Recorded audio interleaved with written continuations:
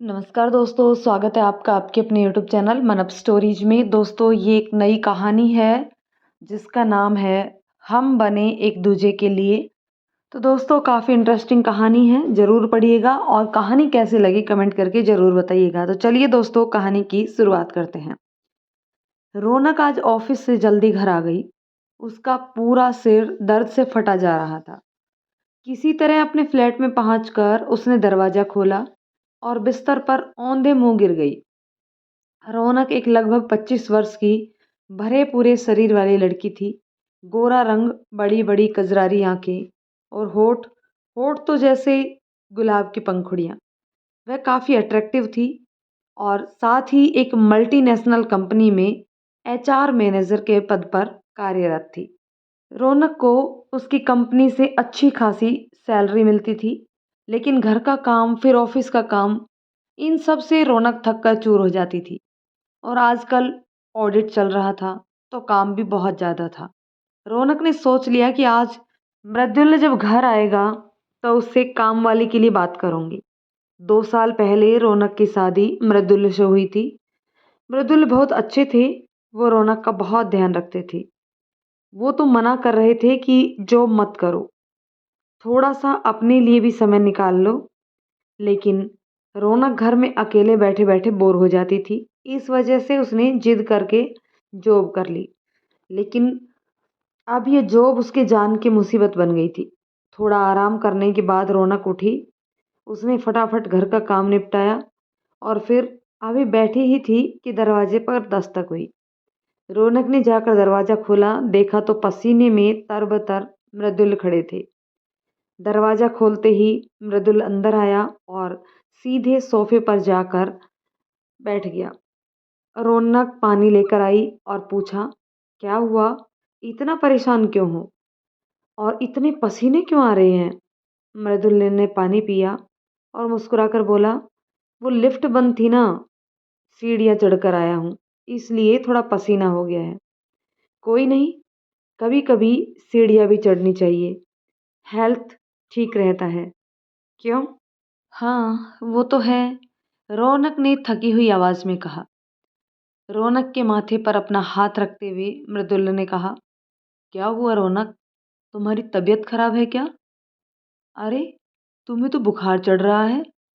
चलो फटाफट से डॉक्टर को दिखा के आते हैं। मृदुल चिंतित हो गया। नहीं नहीं, इसकी कोई जरूरत नहीं है। ऑफिस में काम ज़्यादा है तो बस थक जाती हूँ। अरे यार, तुम ना पता नहीं किस चक्करों में पड़ी हो। मैं तो कह रहा हूँ जॉब वॉब छोड़ो, थोड़ा अपने शरीर का भी ध्यान करो।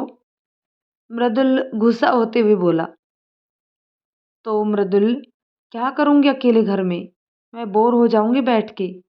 पापा मम्मी भी नहीं आ रहे हैं। रोज तो बात करती हो मम्मी से, क्या बोली, कब आएंगी? मृदुल ने पूछा। कह रही थी बहू, एक शादी है, वही निपटा ले, फिर आते हैं। रौनक बोली।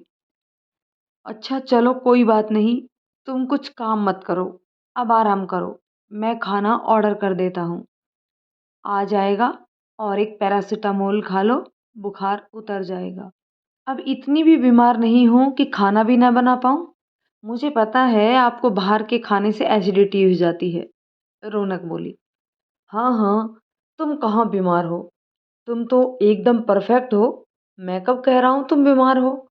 और लपक कर रौनक को गोद में उठाकर बेड पर लिटा देता है। तुम्हारा चेहरा ही बता रहा है कि तुम एकदम हेल्दी हो। मृदुला ने मुस्कुराकर तंज कस के बोला। लेकिन मेरी अर्धांगिनी, ये तुम्हारे पति परमेश्वर का आदेश है कि आज तुम खाना नहीं बनाओगी, समझी? मृदुला ने प्यार से कहा। और वैसे भी तुम्हारे हाथ का बेस्वाद खाना खा खा के मैं बोर हो गया हूँ। मृदुला ने चुटकी ली। मृदुल, तुम रुको, अभी बताती हूँ मैं तुम्हें। रौनक ने मुस्कुरा के उठने का प्रयास किया। ना ना, लेटे लेटे ही बताओ, क्या बताना है? मृदुल ने उसे फिर लेटा दिया और खुद भी बगल में लेट गया। अब बताओ, क्या बताना था? मृदुल की आंखें शरारत कर रही थी। रौनक शर्मा गई। उसकी नज़रें अनायास ही झुक गई। कुछ नहीं बताना, हटो, आपको तो हर वक्त रोमांस ही सूझता रहता है। रौनक ने मुस्कुरा के बोला और अपने हाथों से मृदुल को हल्का सा धक्का दे दिया। अच्छा, मुझे हटाया जा रहा है, अब मैं तो बिल्कुल नहीं हटूंगा। मृदुल ने रौनक को कसकर पकड़ लिया और बाहों में भींच लिया। अब बोलो मृदुल, प्लीज छोड़ो ना। रौनक कसमसाई। पहले प्रॉमिस करो कि तुम्हें अपने पास से कभी मुझे हटाओगी नहीं। मृदुल बोला। ओके बाबा, प्रॉमिस, नहीं हटाऊंगी। अब मुझे एक प्यारा सा किस दो। मृदुल ने फिर कहा। नहीं। रौनक ने झूठ-मूठ का नखरा दिखाया। तो मैं बिल्कुल नहीं छोड़ूंगा। मृदुल ने रौनक को और कस लिया।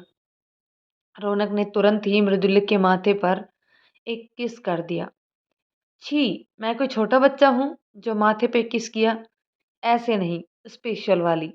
मृदुल ने प्यार से कहा और उसकी आंखें शरारत से भर गई। रौनक ने उसे दोबारा लिप्स पर किस किया और बोली, अब तो छोड़ दो प्लीज। ये हुई ना मेरी लवली लवली वाइफ वाली बात। मृदुल ने अपना हाथ हटा लिया। रौनक आजाद हो चुकी थी। फिर दोनों खिलखिलाकर हंस पड़े। तुम भी ना मृदुल, पूरे पागल हो। रौनक ने हंसते हुए कहा। पहले नहीं था, जब से तुमसे शादी हुई है ना, तब से हुआ हूँ। मृदुल ने प्यार से कहा। दोनों अब भी मुस्कुरा रहे थे। रौनक के सिर का दर्द न जाने कहाँ गायब हो चुका था।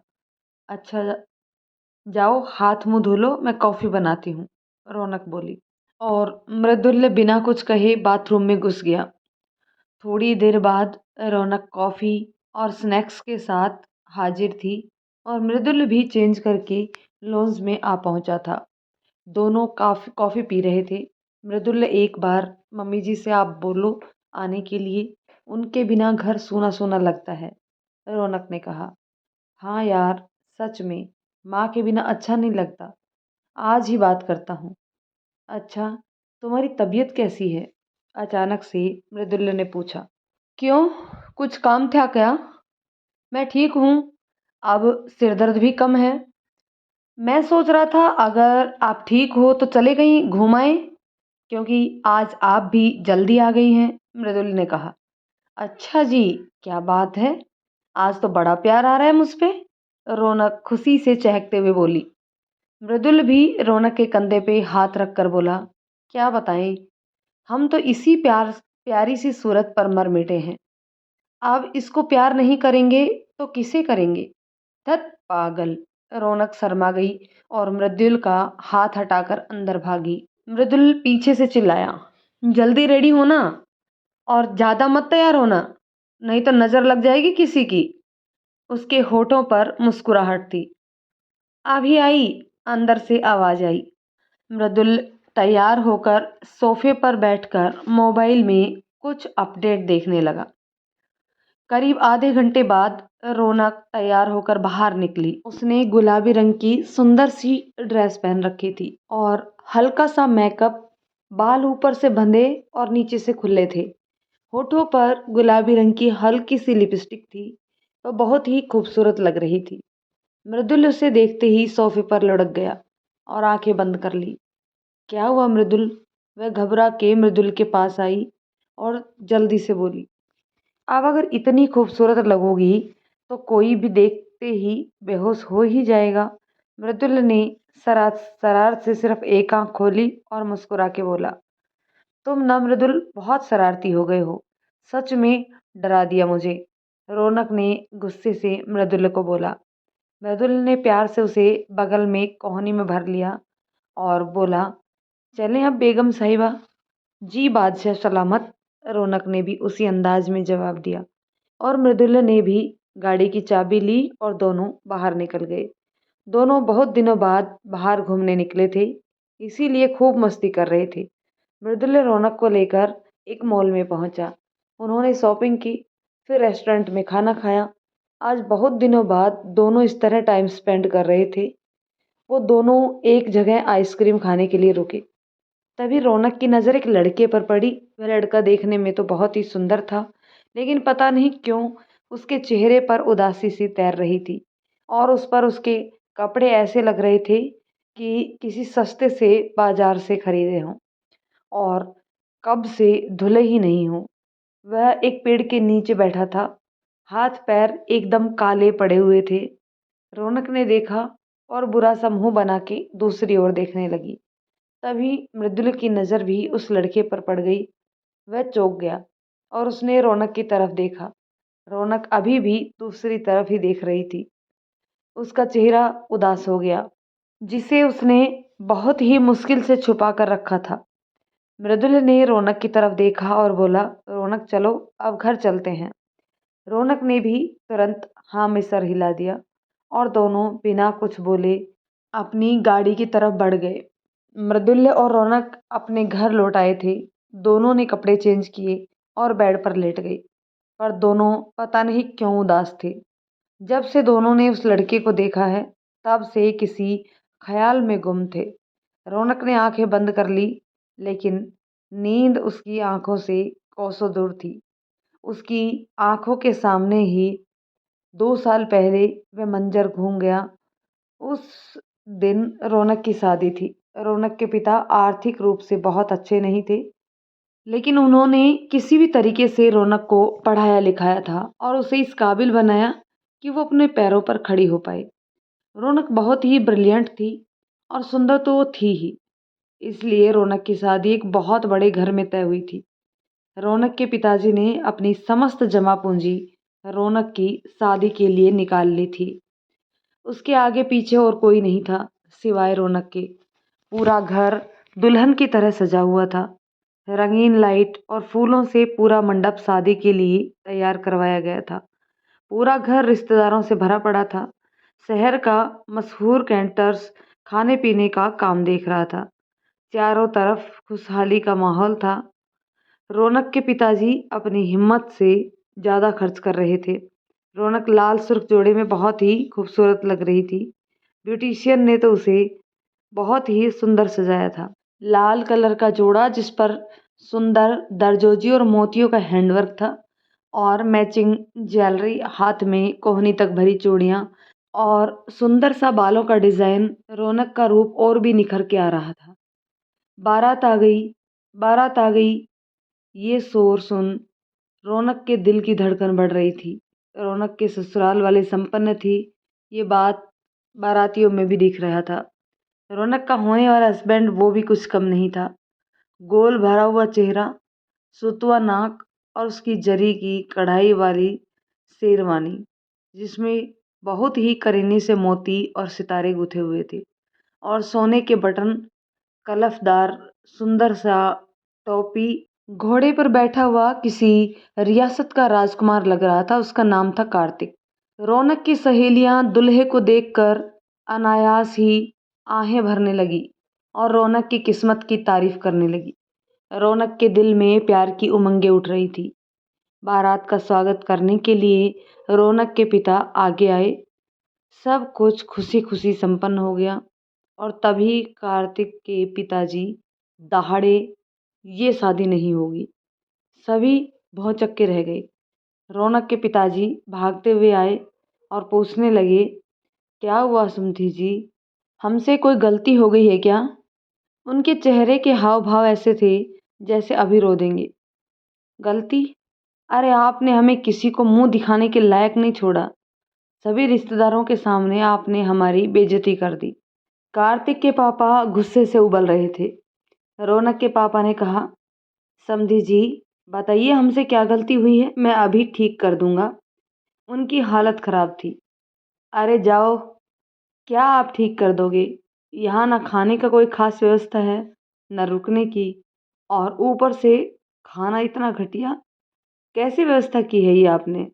समधी जी ऐसा ना कहिए, मैंने तो कैटर्स को वह सब कुछ दिया था जो जो आपने मांगा। गुस्सा थूक दो, आपकी इज्जत हमारी इज्जत। रौनक के पिताजी ने आंखों में आंसू थे। अपने साथ मुझे ना घसीटो, हम तुम्हारे जैसे नीच नहीं हैं जो दरवाजे पर बुलाकर मेहमानों को भरपेट ना खिला पाए। ऐसा पता होता तो हम तुम्हारे जैसे भिखारियों के आगे यहाँ शादी ही नहीं करते। कार्तिक के पापा अब भी गुस्से में थे। बहुत सारे रिश्तेदार आसपास जमा हो गए। उन्होंने समझा बुझा के किसी तरह गुस्सा ठंडा किया। फिर सब लोग अपने अपने काम में लग गए। लेकिन कार्तिक के पिताजी कभी किसी बात पर कभी किसी बात पर जली कटी बातें सुना रहे थे। फेरे का समय हुआ। पंडित जी ने दुल्हन को बुलाने के लिए कहा। रौनक किसी डरी सहमी गुड़िया की तरह सिमट सिमट कर चलती हुई मंडप में आई। उसकी सहेलियों ने उसे उसके पापा की हुई सारी बेइज्जती का हाल बता दिया था। तभी कार्तिक के पापा ने कहा, फेरे तभी होंगे जब आप सारा सामान जो जो बात हुई है उसे अभी की अभी यहाँ लेकर आएं।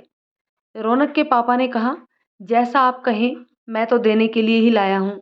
और उन्होंने सारा दहेज का सामान जो भी देना था मंगवा लिया। Fridge, cooler, washing machine, TV, bed, बिस्तर, पंखा, बर्तन, अलमारी और करिश्मा मोटरसाइकिल। लेकिन अचानक बाइक देखकर फिर कार्तिक के पापा भड़क गए और बोले, ये क्या है? मेरी और आपकी बात गाड़ी की हुई थी। रौनक के पापा बोले, तो समझी जी, ये रखी है ना गाड़ी। बाइक की तरफ इशारा किया। क्या मतलब? ये गाड़ी है क्या? ये तो बाइक है। कार्तिक के पापा बोले। हाँ, तो मैं इसी गाड़ी की बात करके आया था आपसे। रौनक के पापा बोले, तुम्हें गाड़ी और बाइक का फर्क नहीं पता है क्या?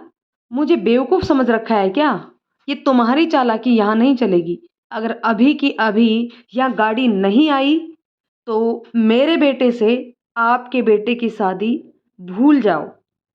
कार्तिक के पापा गरज रहे थे। ऐसा मत करिए समधी जी, मैं बर्बाद हो जाऊंगा। मैं आपकी बराबरी का नहीं हूँ। रौनक के पापा रोते हुए बोले, मेरे सामने ये रोने धोने का नाटक नहीं चलेगा। मैंने कहा अभी तो अभी मुझे गाड़ी चाहिए बस। समधी जी, मैं इस लायक नहीं हूं कि गाड़ी दे पाऊं। जरा मेरी स्थिति पर भी गौर कीजिए। मेरी इतनी अहसियत नहीं है। जब अहसियत नहीं थी तो क्यों मेरे यहाँ शादी कर रहे हो? मुझे नहीं मालूम था कि तुम इस तरीके से भिख मंगे हो। कार्तिक के पापा आपे से बाहर हुए जा रहे थे। ऐसा मत कहिए समधी जी, मेरी बच्ची को इतनी बड़ी सजा मत दो। रौनक के पापा रोते हुए बोले। पूरी बारात आसपास ही सिमट गई थी। रौनक मंडप में बैठी हुई थी। दुख से उसकी आंखों से आंसुओं की धारा फूट पड़ी। उससे अपने पापा की बेबसी देखी नहीं जा रही थी। जब बाप ऐसा है तो बेटी कैसी होगी? देख ली तुम्हारी औकात। जब हैसियत नहीं थी तो इतने बड़े घर में क्यों ब्याह कर रहे हो? किसी राह चलते भिखारी या मजदूर से क्यों नहीं कर दी अपनी बेटी की शादी? तुम्हें पता है मेरे बेटे की कमाई 1 लाख रुपया प्रति महीना है और तुम उसे फ्री में अपनी बेटी के पल्ले बांधना चाहते हो। जब तक उसके लिए गाड़ी नहीं मंगवाओगे फेरे नहीं पड़ेंगे। समझी जी, मैं कहाँ से लाऊं? जो कुछ भी जमा पूंजी थी सब खर्च कर दिया है। मुझ पर रहम कर दो, मेरी पगड़ी आपके चरणों में है। और रौनक के पापा ने अपनी पगड़ी उतारने के लिए हाथ बढ़ाया। रुक जाओ पापा, मुझे ये शादी नहीं करनी। अब आपको और गिड़गिड़ाने की जरूरत नहीं है। रौनक गरज कर बोली। पूरा मंडप सन्न रह गया। रौनक चलती हुई अपने पापा के पास पहुंची और उसके आंसू पोंछते हुए बोली, क्यों आप गिड़गिड़ा रहे हैं? ऐसा कौन सा गुनाह कर दिया है आपने? आपने अपनी औकात से ज़्यादा खर्च किया है। लेकिन ये बात इन दहेज के लालचियों को बिल्कुल भी नहीं समझ में आती। ए लड़की, होश संभाल के बात कर, हम लड़के वाले हैं। कार्तिक के पापा गुस्से से दहाड़े। तो क्या ऐसा कौन सा तीर मार लिया है आपने? ऐसी क्या खासियत है कि लड़की का बाप अपना खून बेचकर लड़के वाले की मांग पूरी करे? रौनक किसी शेरनी की तरह घुर्राई। मेरे पापा जितना कर सकते थे उससे ज्यादा कर चुके हैं, लेकिन तुम लालची लोगों का पेट अब भी नहीं भरा। खाना बेकार है। क्या मेरे पापा बनाने गए थे? कार चाहिए? क्यों? कार खरीदने की हैसियत नहीं है जो भीख मांग रहे हैं। रौनक गुस्से से बोले जा रही थी। बस, बहुत हो चुका। अब मैं अपने पापा के लिए एक शब्द भी गलत नहीं सुन सकती। तुम लोगों की हैसियत और पैसा मेरे पापा की इज्जत के सामने मेरे लिए कोई मायने नहीं रखता। ठोकर मारती हूँ ऐसे घर को जो मेरे पापा का सम्मान नहीं कर सकता। मुझे तुम्हारे बेटे से शादी ही नहीं करनी है। जितनी जल्दी हो सके निकल जाओ यहाँ से, सब के सब। और हाँ, अपने इस बेटे को भी ले जाओ और कहीं मंडी में खड़े होकर बोली लगवा लो, क्या पता कोई खरीद ले। सब कोई सन्न खड़ा था, जैसे किसी ने सबके मुंह पर ताला जड़ दिया हो। बारात बिना दुल्हन के वापस जा रही थी। रौनक के पापा अब भी रोए जा रहे थे। रौनक अपने पापा के पास पहुंची और बोली, पापा, आपने मुझे इस काबिल बना दिया है कि मैं आपके बुढ़ापे की लाठी बन जाऊं। मेरे लिए किसी के पास गिड़गिड़ाने या रहम की भीख मांगने की कोई जरूरत नहीं है। आप मेरे अभिमान हैं और मुझे गर्व है आप पर। आप इन स्वार्थी और लालची लोगों से मेरे लिए गिड़गिड़ा रहे हैं। आपके लिए तो इन जैसों को मैं जूती की ठोकर पर रखती हूँ। बस आप बिल्कुल मत रोइए पापा। लेकिन बेटा, तुम्हारी शादी, रौनक के पापा बोले, मेरा बेटा करेगा इस लड़की से शादी। तभी भीड़ में से किसी की रौबदार आवाज गूंजी। सब चौंक कर उस ओर देखने लगे जिधर से आवाज आई थी। रौनक ने भी अपनी नजरें घुमाकर देखा। उसने देखा लगभग 50 साल का एक रौबदार चेहरा मुस्कुराता हुआ रौनक की तरफ बढ़ रहा है। वह व्यक्ति और कोई नहीं, रौनक के पापा के बचपन के दोस्त थे। रौनक के पापा बोले, राजेश, तुम? उनके आश्चर्य की कोई सीमा न रही। राजेश जी रौनक के पास आए और प्यार से उनके सिर पर हाथ फेरा और बोला, जीती रहो बेटी, सदा सुखी रहो। और फिर रौनक के पापा की तरफ घूमे और बोले, यार शेखर, बहुत दिन हो गए दोस्ती के, क्या मेरे साथ रिश्तेदारी करेगा? उसके चेहरे पर मुस्कुराहट थी। देख, मुझे मालूम है तेरी बेटी के लायक मेरा बेटा नहीं है, लेकिन क्या मेरे नालायक बेटे को अपना दामाद बनाएगा? मुझे विश्वास है तेरी बहादुरी और स्वाभिमानी बेटी उसे जरूर सुधार देगी। राजेश जी अब भी मुस्कुरा रहे थे। शेखर जी, रौनक के पापा, उनके आंखों में खुशी के आंसू झिलमिलाने लगे। वह भाव विभोर हो गए और बोले, यार राजेश, तेरा बेटा और नालायक, तेरे दोनों बेटे के ऊपर तो पूरा गांव नाज करता है। तू उन्हें नालायक बोल रहा है? अपनी बेटी को तेरी छत्र छाया में सौंप कर मैं बिल्कुल भी निश्चिंत हो जाऊंगा, क्योंकि जैसे मैं हूँ वैसा ही तू है। रौनक को तो ये पता भी नहीं चलेगा कि ये उसका मायका है या ससुराल। मेरी बेटी बड़ी भाग्यशाली है जो इन जैसे लालचियों के चंगुल से बच गई, क्योंकि उसे तुम्हारे घर में जाना था। मृदुल, बेटा मृदुल, राजेश जी ने आवाज लगाई। तभी भीड़ को चीरता हुआ एक सुंदर सा नौजवान आगे आया। वह देखने में ही पढ़ा लिखा लग रहा था। गुलाबी कलर की चेकदार शर्ट और ब्लू कलर की जींस, उस पर स्टाइलिस्ट शूज, हाथ में घड़ी, करीने से बने बाल।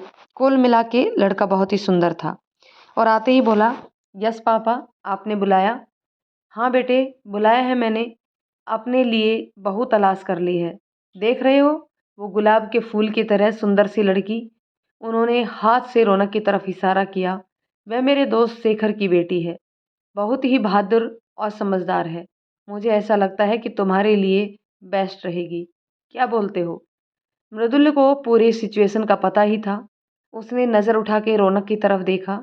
उसका दिल धक धक करने लगा, क्योंकि रौनक सच में गुलाब के फूल जैसी थी और पहली ही नज़र में मृदुल को पसंद आ गई।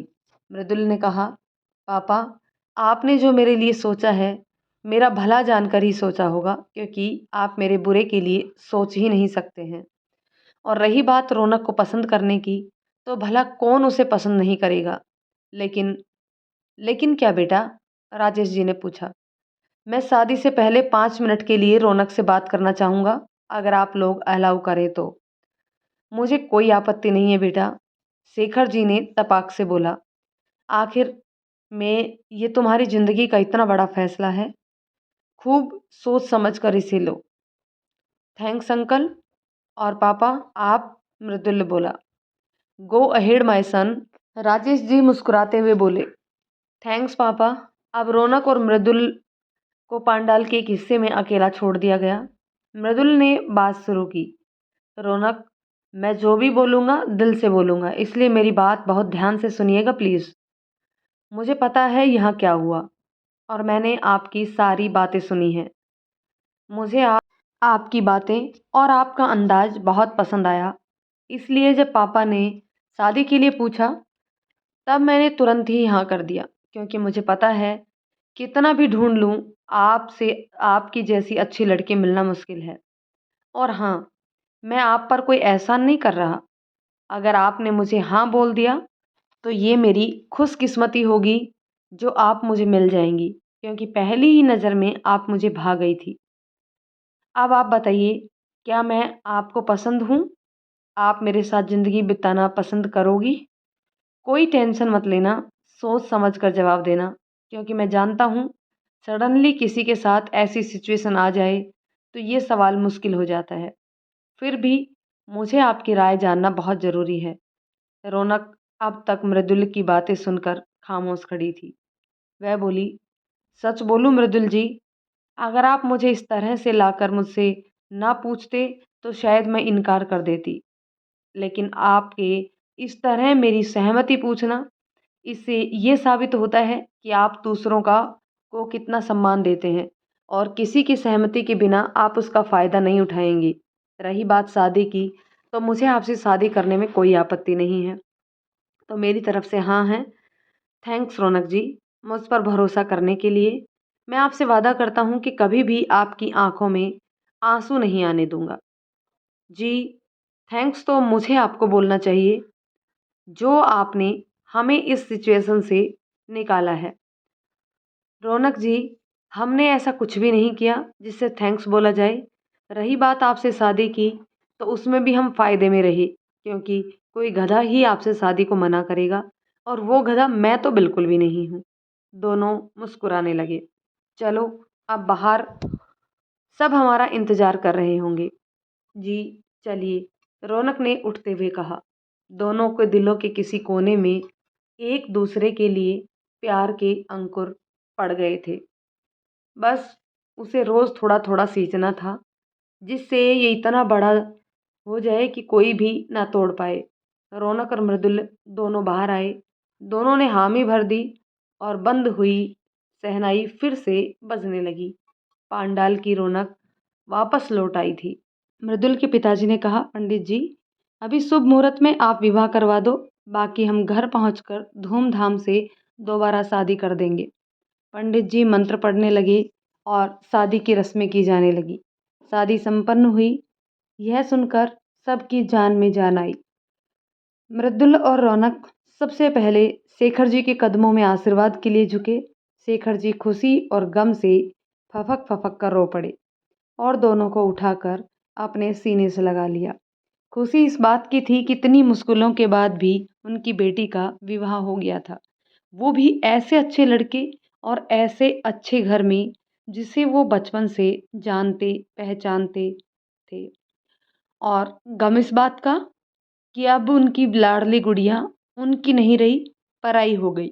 राजेश जी समझ गए और आकर शेखर जी के हाथों को अपने हाथों में लेकर बोले, यार शेखर, तू घबराओ मत, बहू नहीं बेटी ले जा रहा हूँ। जी समधी जी, शेखर ने कहा और दोनों दोस्त मुस्कुरा पड़े, क्योंकि अब दोस्त दोस्त ना रहे, रिश्तेदार हो गए। मृदुल और रौनक ने राजेश जी के भी पाँव छूकर आशीर्वाद लिया। राजेश जी ने मृदुल से कहा, तो बरखुरदार, अब नादानियाँ नहीं चलेंगी, क्योंकि अब बहू आ गई है घर में, तो ध्यान रखना कि मैं तो अपनी बेटी की तरफ से ही बोलूँगा। अब थोड़ा सुधर जाओ, ठीक है? उनके चेहरे पर मुस्कुराहट थी और मृदुल शर्म से लाल हो गया था। रौनक को भी अंदर तक सुकून मिल रहा था, क्योंकि सच में मृदुल के पापा में उसे अपने पापा दिखाई पड़ रहे थे। रौनक की विदाई हो गई। मृदुल गाड़ी ड्राइव कर रहा था, रौनक पीछे बैठी थी और राजेश जी अगली सीट पर मृदुल की बगल में बैठे थे। राजेश जी ने मृदुल की मम्मी को फ़ोन कर दिया कि तुम्हारे लिए तोहफ़ा ला रहा हूँ, आरती की थाली सजा कर रखो। घर में सब बड़े ही एक्साइटेड थे कि क्या तोहफ़ा ला रहे हैं। जब मृदुल की गाड़ी दरवाजे पर रुकी और मृदुल की मम्मी को पता चला कि बहू आई है तो वो खुशी से फूली न समाई। अचानक घर का माहौल बदल गया और चारों तरफ हर्ष और उमंग का संचार हो गया। नई बहू की आरती उतारकर मम्मी उन्हें अंदर ले गई। सब ने रौनक को पलकों पर बिठा लिया था। तुरंत ही लाइट वाले को, फूल वाले को घर सजाने के लिए बोल दिया गया, क्योंकि पंडित जी ने 4 दिन बाद रौनक और मृदुल्य की शादी का मुहूर्त रखा था। घर पर सारे वैवाहिक मंगलाचार प्रारंभ हो गए। 4 दिन बाद धूमधाम से मृदुल और रौनक की दोबारा शादी हुई। सभी रिश्तेदार और दोस्त जब मृदुल और राजेश जी की कहानी को सुनते तो सबकी नज़रों में राजेश जी की इज्जत और भी बढ़ जाती। शादी में शेखर जी भी आए थे। शेखर जी तो बार बार अपनी गीली हुई आंखों को पोंछ रहे थे, लेकिन शायद ये आंसू खुशी के आंसू थे, क्योंकि अब उनकी बेटी सुरक्षित हाथों में थी। रौनक को आए 5 दिन हो गए, लेकिन अभी तक घर वालों ने रौनक को मृदुल्य से मिलने नहीं दिया, क्योंकि उनका दूसरी बार विवाह होना बाकी था। मृदुल्य को ये 5 दिन जैसे 5 साल के बराबर लग रहे थे। उसका मन रौनक से मिलने को बेताब था, लेकिन वह कसमसा कर रह जाता था, क्योंकि कोई ना कोई रौनक के पास बैठा होता था और रात में रौनक मृदुल्य की माँ के पास ही सोती थी। पर आज रौनक और मृदुल्य के मिलन की रात थी। मृदुल्य का कमरा मृदुल्य की भाभी ने फूलों से सजाया था और उसका बेड तो जैसे किसी राजकुमार का रथ हो।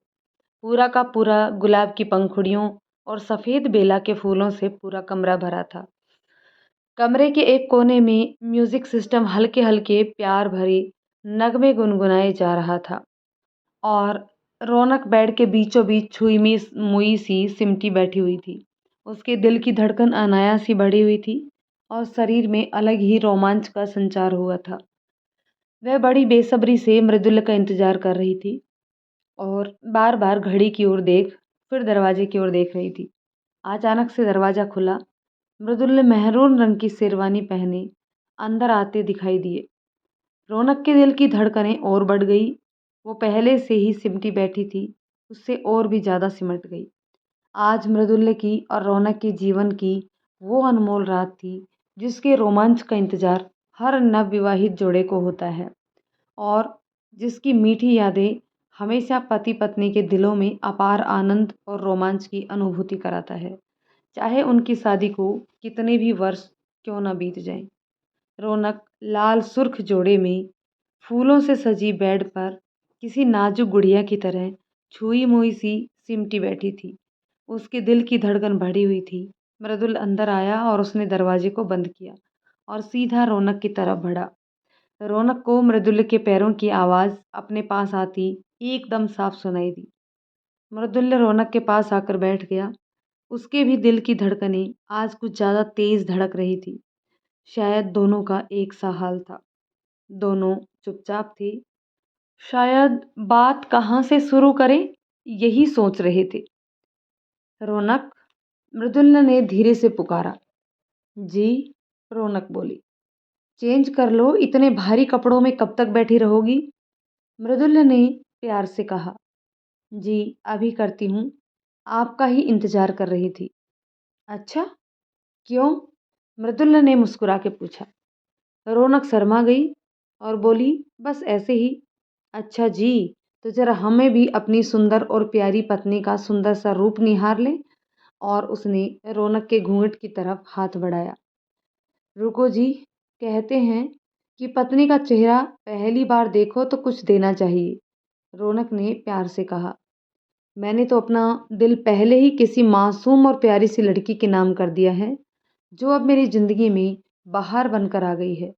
रही बात कुछ देने की, तो ये छोटा सा नजराना मेरी तरफ से, ये तुम्हारे जितना खूबसूरत तो नहीं है, मगर अगर तुम इसे पहन लोगी तो इसकी खूबसूरती शायद कुछ बढ़ जाए।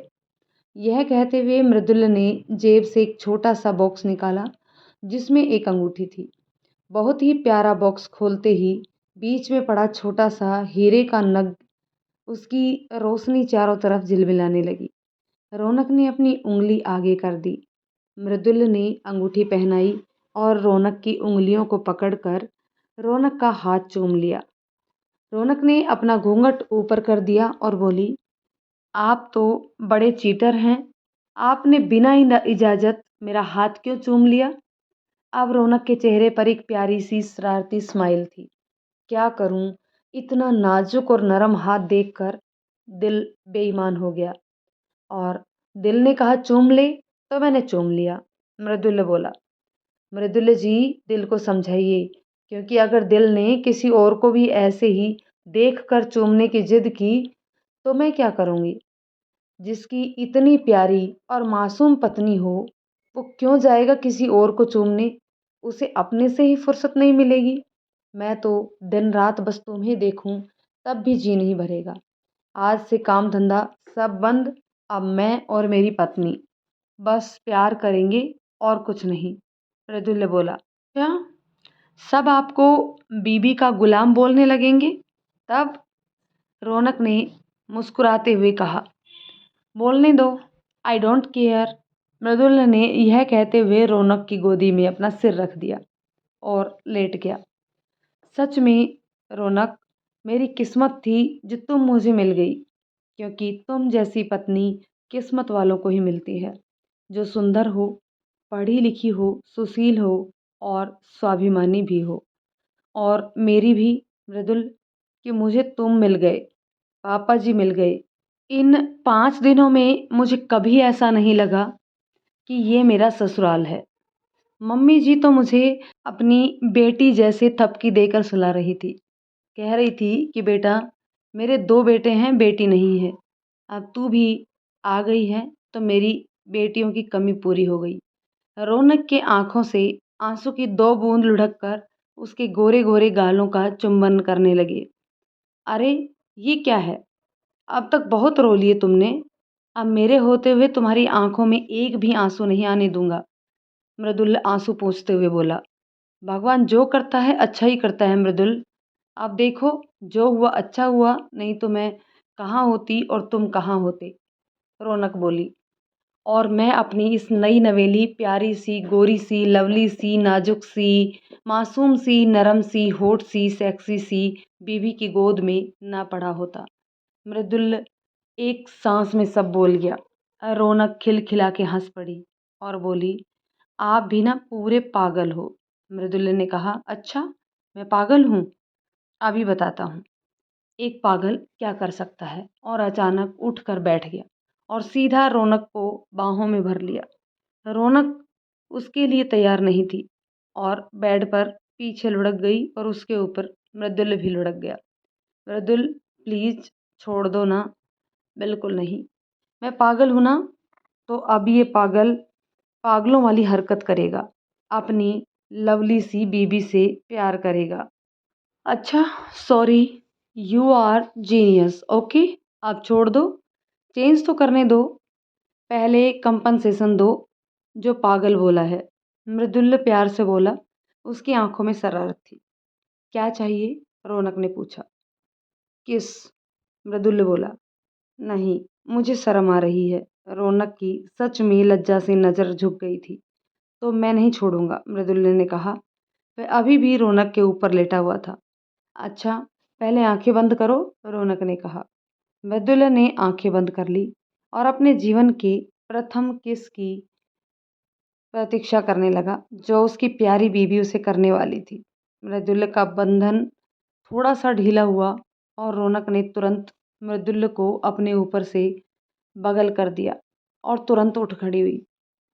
मृदुल्य जब तक कुछ समझ पाता तब तक रौनक खिलखिलाकर बाथरूम में घुस चुकी थी चेंज करने के लिए। मृदुल्य का इंतजार थोड़ा सा और लंबा हो गया, लेकिन इंतजार के बाद ही प्यार का असली आनंद मिलता है। और इंतजार के बाद जो मिलने का मज़ा होता है, ये वही समझ सकते हैं जिसने इंतजार किया हो। मृदुल्य रौनक की चालाकी पर मुस्कुरा रहा था और मन ही मन मिलन का रोमांच महसूस कर रहा था, क्योंकि कहीं ना कहीं वो सुहानी रात और सुहाने पल की शुरुआत हो चुकी थी, जिसका इंतजार हर किसी को रहता है। वह बेसब्री से रौनक का इंतजार कर रहा था। थोड़ी देर बाद रौनक बाहर निकली। उसने अपने सारे भारी कपड़े उतार दिए थे और उसकी जगह पर हल्का सा फ्लोवर डाल लिया था। उसके बाल खुले थे और धुला सा चेहरा जैसे कमल की पंखुड़ियों सा लग रहा था। वह मुस्कुराती हुई आई और उसने अपना सारा सामान अलमारी में रखा। मृदुल झुट-मुट का मुँह फुला के बैठा हुआ था। रौनक आधा से चलती हुई मृदुल के पास आई और बोली, गुस्सा हो गया? मृदुल ने कुछ नहीं बोला। रौनक बोली, अब आप मेरे पति हैं और मैं आपकी पत्नी। आपका ये अधिकार है कि आप अपना अधिकार दिखा के कहें कि तुम मेरे हो। इतनी छोटी सी बात पर गुस्सा करना अच्छी बात नहीं। मृदुल कुछ नहीं बोला। तभी रौनक ने झपट कर मृदुल को अपनी बाहों में भर लिया और चुंबनों की बौछार कर दी। मृदुल ने भी रौनक को अपने सीने से चिपका लिया और उसने भी रौनक की गुलाबी लिप्स को अपने होठों के बीच दबा लिया। दोनों के दिल तो मिल ही चुके थे, अब तन के मिलन की बारी थी। मृदुल के हाथ बढ़ाकर लाइट का स्विच ऑफ कर दिया, क्योंकि अब तूफान के आने की आहट हो चुकी थी, जो उसके बीच की हर शर्म हया झिझक को बहा ले जाने वाली थी। दोनों की आज की ना भूलने वाली रात की शुरुआत हो चुकी थी। दोनों एक दूसरे में समा जाने को बेताब थे और यह उनका हक भी था। सुबह मृदुल तो देर तक सोता रहा, लेकिन रौनक उठ गई थी और उठकर वह नहा धोकर तैयार हो चुकी थी। उसने सबके लिए चाय बनाई और सबको देकर मृदुल के कमरे में चाय लेकर पहुंची। उसने चाय टेबल पर रख दी। मृदुल अब भी सो रहा था। उसने मृदुल के कान के पास आकर अपनी चूड़ियां खनकाई और गालों पर हल्की से किस किया। मृदुल की आंखें खुल गई। उसने रौनक को देखते ही उस पर झपट कर उसे अपनी बाहों में भर लिया और अपनी बगल में लेटा लिया। रौनक बोली, अब उठ जाओ प्यारे पतिदेव, देखो कितना समय हो गया है, ये रोमांस करने का समय नहीं है। पापा जी जाग गए हैं। अभी नहीं, मृदुल ने कहा। उठ भी जाओ, देखो गेट खुला है, कोई आ जाएगा। फटाफट उठो और चाय पी लो। मृदुल बेमन से उठा और रौनक को देखने लगा। ऐसे क्या देख रहे हो? रात भर मैं आपके ही साथ थी, रौनक शरारत से बोली। हाँ तो, जिसकी इतनी सुंदर बीवी हो, उसको क्या दिन क्या रात, मृदुल बोला। बातें बनाना तो कोई तुमसे सीखे। अब उठो, चाय लाती हूँ, पी लो और जाओ तैयार हो जाओ। समझे मेरे क्यूट क्यूट हस्बैंड? यह कहते हुए रौनक ने मृदुल के गालों को हल्का सा दबा दिया। मृदुल मुस्कुराते हुए उठा और बाथरूम में घुस गया। इस तरह मृदुल की जिंदगी की गाड़ी धीरे धीरे रफ्तार पकड़ने लगी। मृदुल के घर वाले बहुत ही अच्छे थे और रौनक तो अपने व्यवहार से सबके दिलों में बस गई थी। 1 साल बाद मृदुल की नौकरी लगी और उसे शहर में जाना पड़ा। मृदुल का अकेले जाने का मन नहीं था। तब मृदुल ने मम्मी पापा को भी आने की जिद की। आखिर में दोनों मना नहीं कर पाए और उन्हें भी आना पड़ा और उन्होंने आकर सारा कुछ सेटअप करवा दिया था। रौनक उनका पूरा ख्याल रखती थी और वो भी रौनक को अपनी बेटी की तरह ट्रीट करते थे। लेकिन अभी 6 महीने पहले ही उन्हें वापस जाना पड़ा, क्योंकि मृदुल की भाभी प्रेग्नेंट थी और रौनक अकेली पड़ गई। उसने मृदुल से कहकर एक मल्टीनेशनल कंपनी में नौकरी शुरू कर दी। रौनक सो गई क्या? अचानक मृदुल की आवाज़ सुनकर रौनक चौंक गई, जैसे उसे किसी ने आसमान से ज़मीन पर पटक दिया हो। उसकी तंद्रा टूटी। वह अपनी पुरानी बातों को सोचते सोचते कितनी दूर निकल गई थी, लेकिन अब वह वर्तमान में थी। नहीं, क्यों? कुछ चाहिए था क्या? रौनक ने गर्दन घुमा के पूछा। नहीं, कुछ नहीं चाहिए, बस यूं ही पूछ लिया। क्या सोच रही थी? कुछ नहीं मृदुल, आज उस लड़के को देखकर अपनी पिछली जिंदगी, जिसे तुम्हें और पापा मम्मी के प्यार ने कब का बुला दिया था, आज फिर से याद आ गई। सच में उस दिन पापा किसी भगवान की तरह आए थे। शायद भगवान ने उन्हें हमारे लिए ही भेजा था, नहीं तो मेरा क्या होता, पता नहीं। वह मृदुल से प्यार से चिपक गई। मृदुल रौनक के बालों को अपनी उंगलियों से सहलाते हुए बोला, अब बीती बातें भूल जाओ रौनक, और सो जाओ। देखो बहुत रात हो गई है और तुम्हारी तबीयत भी ठीक नहीं है। रौनक मृदुल के गले में बाहें डालकर सो गई। मृदुल ने भी उसे चिपका लिया और हल्की हल्की थपकी देने लगा। रौनक को ऐसा लगा जैसे किसी मजबूत पेड़ की छांव तले वह एकदम सुरक्षित है। धीरे धीरे उसकी आंखें नींद से बोझिल होने लगी और वह नींद के आगोश में समा गई। थोड़ी देर बाद मृदुल भी सो चुका था। अगली सुबह रौनक और मृदुल की का वही रूटीन था जो फिर से शुरू हो गया। मृदुल और रौनक दोनों अपने अपने ऑफिस जाने के लिए तैयार हो चुके थे। रास्ते भर मृदुल उस रेस्टोरेंट के पास बैठे उस लड़के के बारे में सोच रहा था। हो ना हो वो वही था। उसकी आंखें धोखा नहीं खा सकती हैं। उसकी गाड़ी अनायास ही उस रेस्टोरेंट की तरफ मुड़ चुकी थी। वहां पहुंचकर उसने गाड़ी पार्क की और उतरकर चारों तरफ नजर घुमाई, लेकिन वह लड़का कहीं नहीं दिखा। उसने आइसक्रीम वाले से जाकर पूछा, लेकिन उसने भी मना कर दिया कि वह नहीं जानता। मृदुल ऑफिस के लिए लेट हो रहा था, इसलिए उसने छोड़ दिया और ऑफिस चला गया। पर ऑफिस पहुंचकर भी उसका दिमाग उसी लड़के में अटका हुआ था और उधर घर पर रौनक भी उस लड़के के ख्यालों में गुम थी। हो ना हो वो लड़का कार्तिक था। वही कार्तिक जिससे कि रौनक की शादी होते होते रह गई थी। लेकिन इस तरह से सड़क पर उसके बाप तो चीख चीख कर कह रहे थे कि मेरा बेटा 1 लाख रुपया महीना कमाता है, तो फिर क्यों कार्तिक किसी भिखारी की तरह घूम रहा है।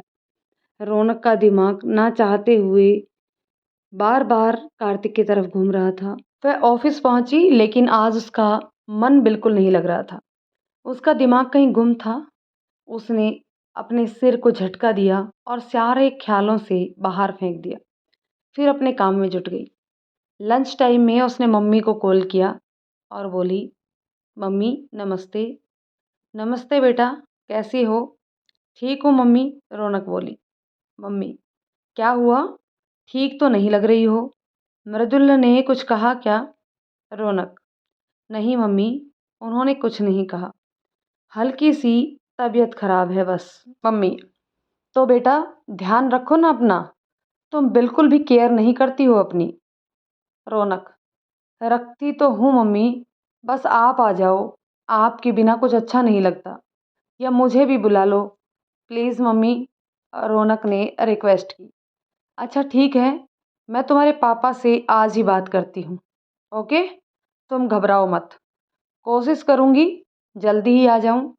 ठीक है बेटा, अपना ध्यान रखना। अब रौनक थोड़ा रिलैक्स फील कर रही थी। शाम को ऑफिस से ऑफ होने के बाद वो घर के लिए निकली। उसका मन फिर कार्तिक के बारे में सोचने लगा। थोड़ा सा रास्ता बिल्कुल सुनसान पड़ता था। तभी अचानक उसने देखा एक लड़का सड़क पर गिरा पड़ा था। रौनक ने जल्दी से गाड़ी रोक दी और उतर के उस लड़के के पास पहुंची। जैसे ही झुककर वह उस लड़के को चेक करने लगी, वह लड़का झट से खड़ा हो गया। जब तक रौनक कुछ समझ पाती, उसके हाथों की हथेलियां ढक्कन की तरह रौनक के मुंह पर चिपक गई थी और एक बड़ा सा चाकू उसकी गर्दन पर लग गया था। रौनक गू गू करने लगी और छूटने पर के लिए छटपटाने लगी, लेकिन लड़के की पकड़ बहुत मजबूत थी। लड़का सर्द आवाज में बोला, चुपचाप खड़ी रह, वरना गर्दन काट दूंगा, और अगर चिल्लाने की कोशिश की तो तेरा वो हाल करूंगा कि तेरा चेहरा पहचान भी नहीं पाएगा कोई। रौनक सहम गई और चुपचाप खड़ी हो गई। उसकी आंखें दहशत से फटी जा रही थी। तभी रौनक ने देखा कि 3 लड़के जो कि झाड़ियों में छुपे हुए थे निकले और उन सब के चेहरों पर शैतानी हंसी नृत्य कर रही थी। रौनक का डर से बुरा हाल था। अभी भी रौनक का मुंह बंद ही था। उसने गू गू करके मुंह खोलने के लिए कहा, पर लड़का जिससे ने उसे पकड़ रखा था बोला, देख, तेरा मुंह तो खोल रहा हूं, लेकिन अगर जरा भी चूं चपड़ की तो ये चाकू सीधा तेरे पेट में घुसेड़ दूंगा। रौनक ने गर्दन हिला के हाँ बोला। उसने रौनक का मुंह खोल दिया। मुंह छोड़ते ही रौनक लंबी लंबी सांसें लेने लगी। जब थोड़ा सामान्य हुई तो उसने चारों लड़कों को देखा। और उस लड़के को देखते ही वो चौंक गई जिसने उसका मुंह पकड़ा था, क्योंकि वह और कोई नहीं, कार्तिक था। अनायास ही उसके मुंह से निकला, कार्तिक तुम? वह लड़का अपना नाम सुनते ही चौंक गया और उसने ध्यान से रौनक को देखा। थोड़ी देर बाद रौनक को पहचान गया और अब उसके चेहरे की शैतानियत थोड़ी और बढ़ गई। वह ढिठाई से बोला, ओह, तो तुम हो? बहुत अच्छा। आज अपनी हर बेइज्जती का हिसाब तुमसे भरपूर लूँगा। जो शादी करके तुमसे हासिल होता, आज वह मुझे तुमसे बिना शादी के ही हासिल होगा। और अपने दोस्तों को बोला, तुम्हें जो गहने लेने हैं ले लो, मुझे तो इससे कुछ और ही लेना है। इससे मेरी पुरानी जान पहचान है। इसकी आंखों में दुनिया भर की मक्कारी सिमट आई थी। रौनक उसके इरादे समझकर डर गई, लेकिन उसने अपना आपा नहीं खोया। रौनक इस सिचुएशन से निकलने का उपाय सोचने लगी। उसने प्यार से कहा, कार्तिक, तुम मेरे साथ ऐसा कैसे कर सकते हो? कुछ भी हो, मैं तुम्हारी पत्नी बनने वाली थी, थोड़ी तो लिहाज करो। कार्तिक की आंखों में खून उतर आया। उसने कहा, चुप कर साली, तेरी ही वजह से मेरी जिंदगी बर्बाद हो गई। देख, आज मैं क्या से क्या हो गया। उस दिन तूने मेरी जो बेइज्जती की थी, आज उसका पूरा हिसाब चुकाऊंगा। उस दिन तू मेरी बीवी बनते बनते रह गई, आज तुझे बिना ब्याहे ही अपनी बीवी बनाऊंगा। दोस्तों, तुम अपना अपना हिस्सा ले लो। तीनों दौड़ पड़े। रौनक के सारे गहने उतार लिए।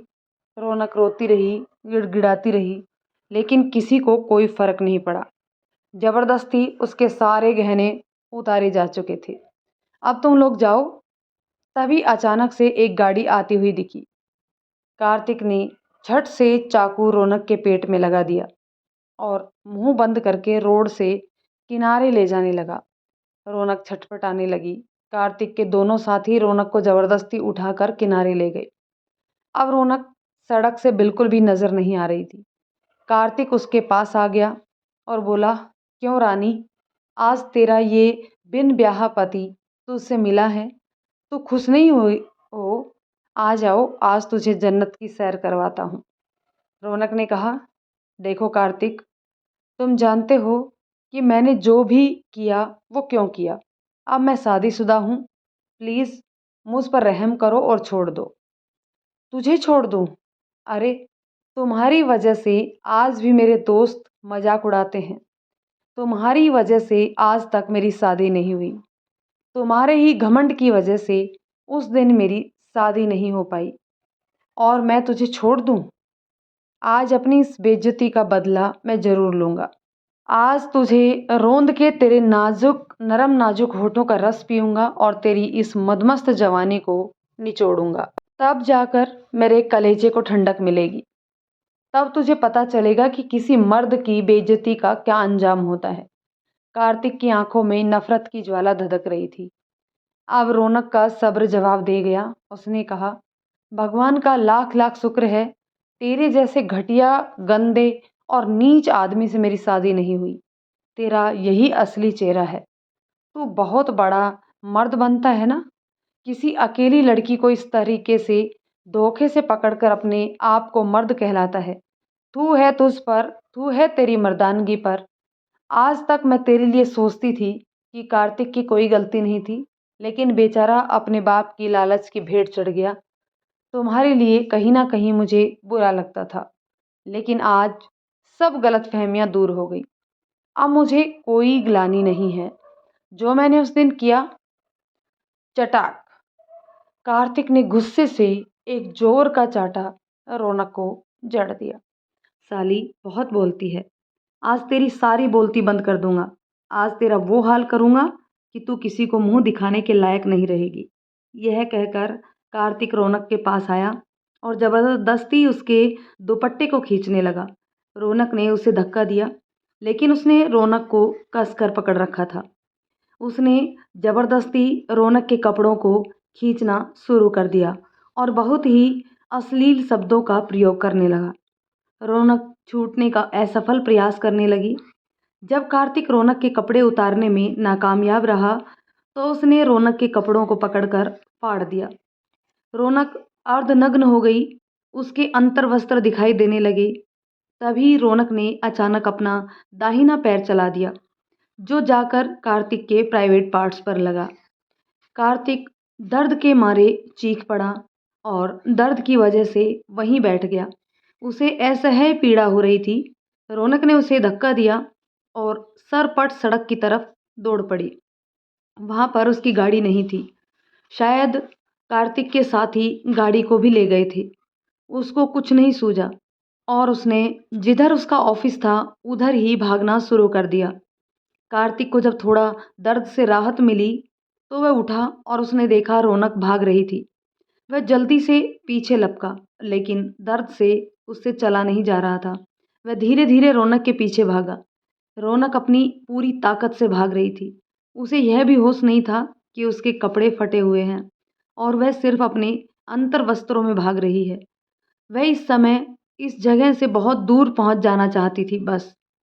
कार्तिक थोड़ी देर बाद रौनक के पीछे भागना बंद कर चुका था, क्योंकि आगे बस्ती शुरू हो जाती थी। वह जल्दी से अपनी बाइक स्टार्ट करके वहां से भाग जाना चाहता था और उसने वही किया। रौनक भागते भागते थक गई। उसने पीछे मुड़कर देखा तो उसे कार्तिक कहीं भी नजर नहीं आया। उसकी सांस भागते भागते किसी धोंकने की तरह चल रही थी। वह रुक गई और लंबी लंबी सांस लेने लगी। तभी उसकी नज़र अपने कपड़ों पर पड़ी। उसे होश आया कि उसके तन पर कपड़े नहीं हैं। उसने तुरंत ही नज़र दौड़ाई और सामने लगभग 100 मीटर दूर उसे कुछ बच्चे खेलते नजर आए और पास ही में एक घर भी था। वह अपने दोनों हाथों को कैंची बनाकर अपने अंगों को छुपाते हुए उस घर की तरफ दौड़ लगा दी। उसे उम्मीद थी कि शायद उस घर से उसे मदद मिल जाए। मृदुल्य की ऑफिस से छुट्टी होने के बाद वह अपने घर पहुंचा, लेकिन घर पर ताला लटका था। उसे आश्चर्य हुआ, क्योंकि अगर देर तक आना होता है तो रौनक उसे कॉल कर देती है। पर आज फ़ोन नहीं आया और रौनक अभी तक आई भी नहीं। खैर, उसने डुप्लीकेट चाबी से ताला खोला और अंदर पहुंचा और तुरंत ही रौनक को फ़ोन मिलाया। लेकिन रौनक के फ़ोन पर घंटी बज रही थी, लेकिन कोई उठा नहीं रहा था। उठाता भी कैसे? क्योंकि फ़ोन तो उसके पर्स में था और पर्स गाड़ी में और गाड़ी उन लड़कों के पास। 2-3 बार फ़ोन मिलाने के बाद जब फ़ोन नहीं उठा तो मृदुला ने रौनक की कंपनी में फ़ोन किया। रिसेप्शन से एक मीठी सी आवाज़ आई, पल्लवी स्पीकिंग फ्रॉम स्पाउ India limited, how can help you? Mridul ने कहा, ma'am please transfer to talk with Raunak, she is my wife. Okay sir, just 1 minute please, I call in HR department, wait. तो थोड़ी देर बाद वापस पल्लवी की आवाज़ आई, sorry sir, she is leave office at 6 PM, she is not available in office. Okay, thanks. अब मृदुल को चिंता हो रही थी। रौनक 6 बजे ऑफिस से निकल गई, लेकिन अभी तक घर नहीं पहुंची। 8 बजने वाले हैं। उसके ऑफिस से घर की दूरी लगभग आधे घंटे की ही है। वो कहाँ गई? मृदुला ने वापस फ़ोन मिलाया, लेकिन अब फ़ोन स्विच ऑफ आ रहा था। मृदुला का मन घबरा गया, कहीं कुछ दुर्घटना। वह सिहर उठा। मृदुल एक झटके से उठा और फ्लैट का लॉक लगाकर वापस बाहर निकल गया। वह रौनक के ऑफिस के लिए जा रहा था। रौनक उस घर के सामने पहुंची और उसने दरवाज़ा खटखटाया। अंदर से एक 14 साल की लड़की बाहर निकली। उसने खड़े खड़े ही अपनी मम्मी को आवाज़ लगाई। उसने रौनक को ऐसे देखा और वो चौंक गई। मम्मी, जल्दी आओ। उसकी मम्मी बाहर आई। वह औरत करीब 45 साल की हष्ट पुष्ट महिला थी। उस औरत का रंग सांवला था, लेकिन अट्रैक्टिव थी। उसने भी रौनक को इस हालत में देखा तो वो भी चौंक गई। वह समझ गई कि ज़रूर इस लड़की के साथ कोई दुर्घटना घटी है। उसने बिना कुछ कहे रौनक को अंदर किया और दरवाज़ा बंद कर लिया। उसने रौनक को बिठाया और फिर अपनी बेटी को आवाज़ लगाई, जाओ जल्दी से पानी ले आओ। रौनक घबराई हुई थी और उसने अपने दोनों हाथों को कैंची अब भी अपने सीने पर जमा रखी थी और इसी स्थिति में वो वहाँ पे बैठ गई। उस औरत ने पूछा, क्या हुआ बेटा, ऐसे क्यों? रौनक को जैसे थोड़ा सा सहारा मिला हो, उसका सब्र का बांध टूट गया और वह उस महिला से गले लगकर फफक फफक कर रो पड़ी। उस महिला ने उसकी पीठ पर हाथ फेरना शुरू कर दिया और उसे चुप करवाने लगी। जब दिल का गुबार निकल गया तो रौनक अलग हुई और उसने पूरी कहानी बताई। उस महिला ने कहा, बेटा, तुम चिंता मत करो, अब तुम बिल्कुल सुरक्षित हो, घबराओ मत। मैं अभी तुम्हारे हस्बैंड को फ़ोन करती हूँ। लेकिन सबसे पहले तुम कपड़े पहन लो। और वह अंदर चली गई। थोड़ी देर बाद वह वापस आई।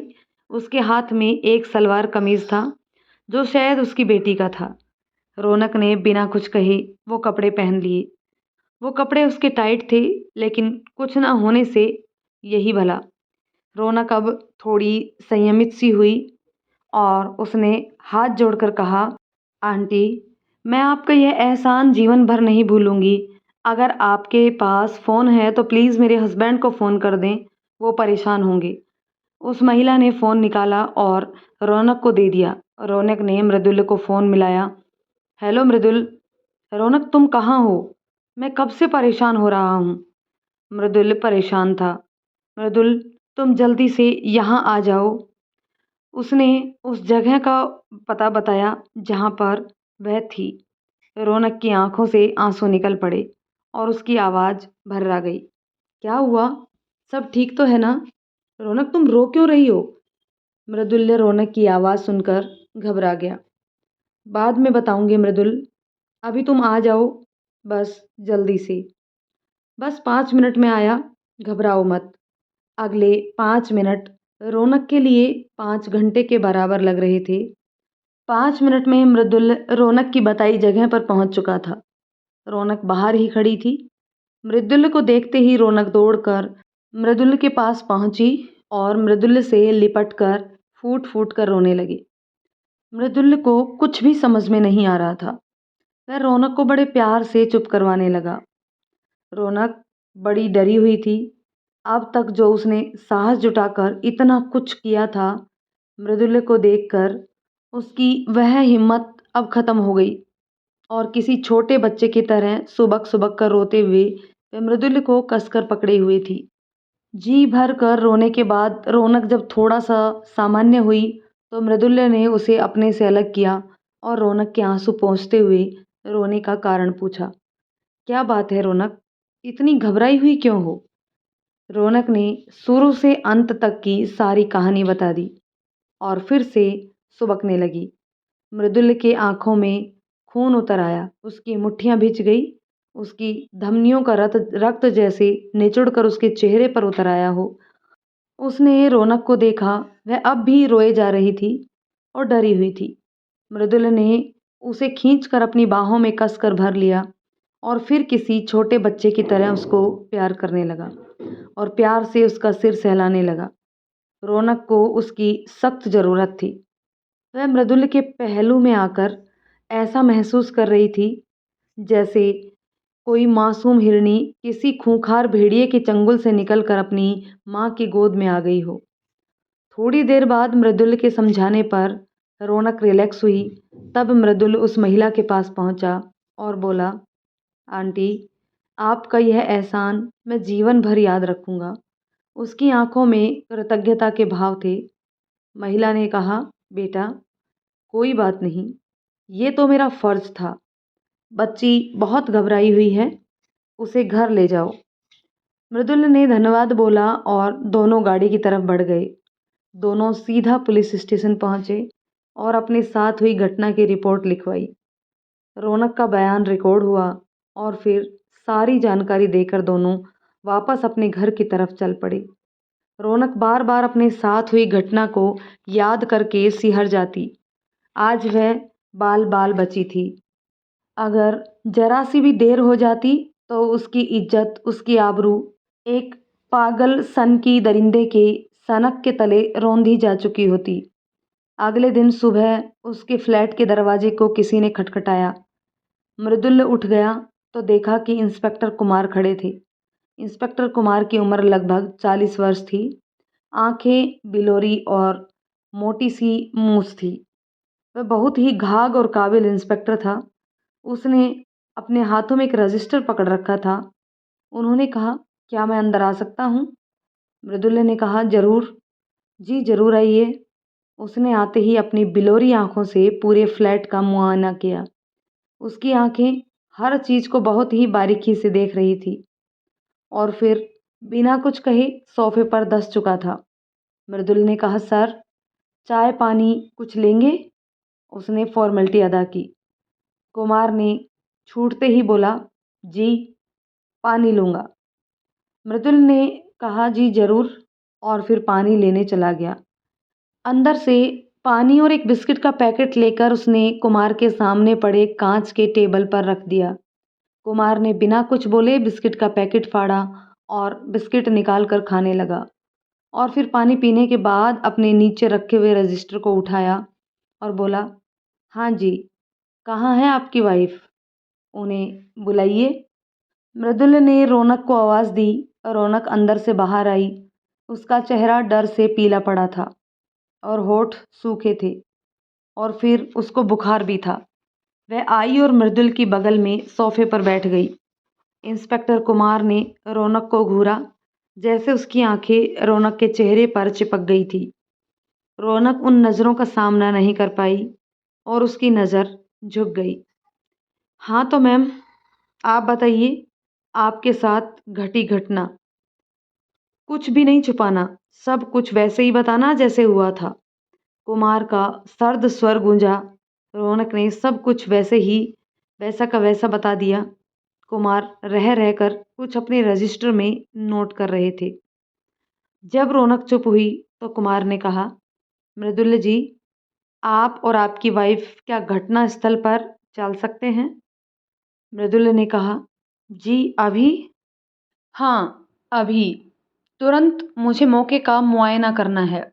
मृदुल ने रौनक की तरफ देखा, जैसे आंखों ही आंखों में पूछ रहा हो कि चलना है कि नहीं। और रौनक की हाँ होते ही मृदुल ने कहा, जी ठीक है, चलिए। फिर तीनों घटना स्थल पर पहुंचे और रौनक से कहा कि बताइए क्या हुआ था। रौनक ने सब सिलसिलेवार तरीके से बताना शुरू किया। कुमार की नज़र बिल्कुल पैनी और तेज थी। वो एक एक चीज़ को बहुत ही बारीकी से देख रहा था। उसने ग्लव्स वाले हाथों से रौनक का फटा कपड़ा उठाया और फिर ध्यान से सब जगह को देखने लगा जहाँ कार्तिक रौनक को खींच कर ले गया। अचानक वह झुका और ज़मीन पर गिरा कुछ उठाया और एक जिपलॉक पाउच में रखा। उसकी आंखों की चमक बढ़ गई थी। फिर अचानक वह एक तरफ गौर से देखने लगा और उसके चेहरे पर एक रहस्यमयी मुस्कान आ गई। वो उस तरफ गया जिधर वो देख रहा था। लगभग 100 मीटर दूर चलने के बाद उसे एक गड्ढा दिखाई दिया। वह उछल पड़ा और बोला, यस, वेरी गुड, जैसे उसे बहुत बड़ा खजाना मिल गया। फिर वह मृदुल के पास आया और बोला, तुम्हारी वाइफ की किस्मत अच्छी थी कि वह सही सलामत और जिंदा है, क्योंकि जिस गैंग के हाथ में वह पड़ी थी उसने 25 लड़कियों को अपना शिकार बनाया है। इंस्पेक्टर कुमार इन्वेस्टिगेट करते करते एक गड्ढे के पास पहुंचता है। फिर तो सर मामला एकदम क्लियर है। कार्तिक ने मेरी पत्नी का रेप करने की कोशिश की। आप उसे गिरफ्तार कीजिए ना। इतना जांच पड़ताल करने की क्या जरूरत है? सीधा उसे गिरफ्तार कर लीजिए। मृदुल गुस्से से बोला। मृदुल, मामला जितना सीधा समझ रहे हो उतना है नहीं। ये तुम्हारी पत्नी से रेप का मामला नहीं है। इसके तार कहीं ना कहीं बहुत दूर तक जुड़े हुए हैं और मैं उसी की जांच पड़ताल में लगा हूँ। तुम्हें पता है, इसके पहले यह हादसा 25 लड़कियों के साथ हो चुका है। तुम्हारी पत्नी 26वीं थी। वो तो इस लड़की की बहादुरी ने इसे बचा लिया। आओ तुम्हें कुछ दिखाता हूँ।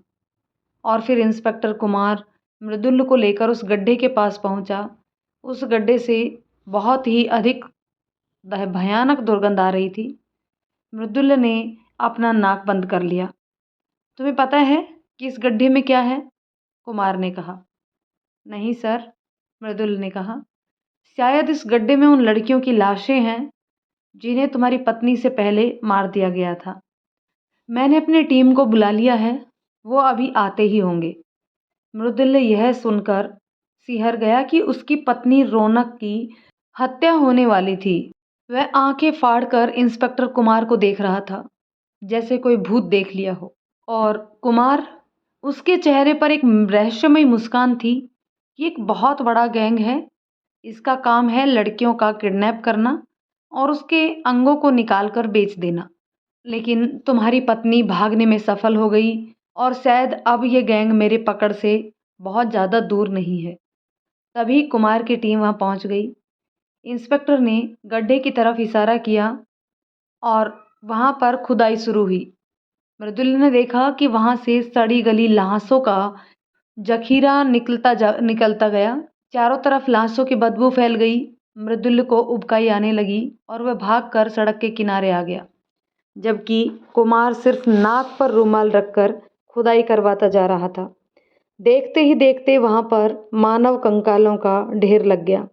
इंस्पेक्टर कुमार ने सब लाशों को सील किया और उसे पोस्टमार्टम के लिए भेज दिया। फिर वह धीरे धीरे चलता हुआ मृदुल के पास पहुंचा। मृदुल का बुरा हाल था। उसने ऐसा सब पहली बार देखा था। वो जो एक मामूली सा बदला समझ रहे थे, वो क्या निकला। उसका हलक सूख चुका था और माथे पर पसीने की बूंदें झिलमिला रही थी। मृदुल बार बार रौनक का अंजाम सोचकर सिहर जाता। अगर थोड़ा सा चूक हो जाता तो आज रौनक इन्हीं ढेर में पड़ी होती। इंस्पेक्टर कुमार बोला, मृदुल, घर चलें आपके? थोड़ी सी पूछताछ बाकी है। मृदुल ने बड़ी मुश्किल से जी बोला, लेकिन सर एक रिक्वेस्ट है।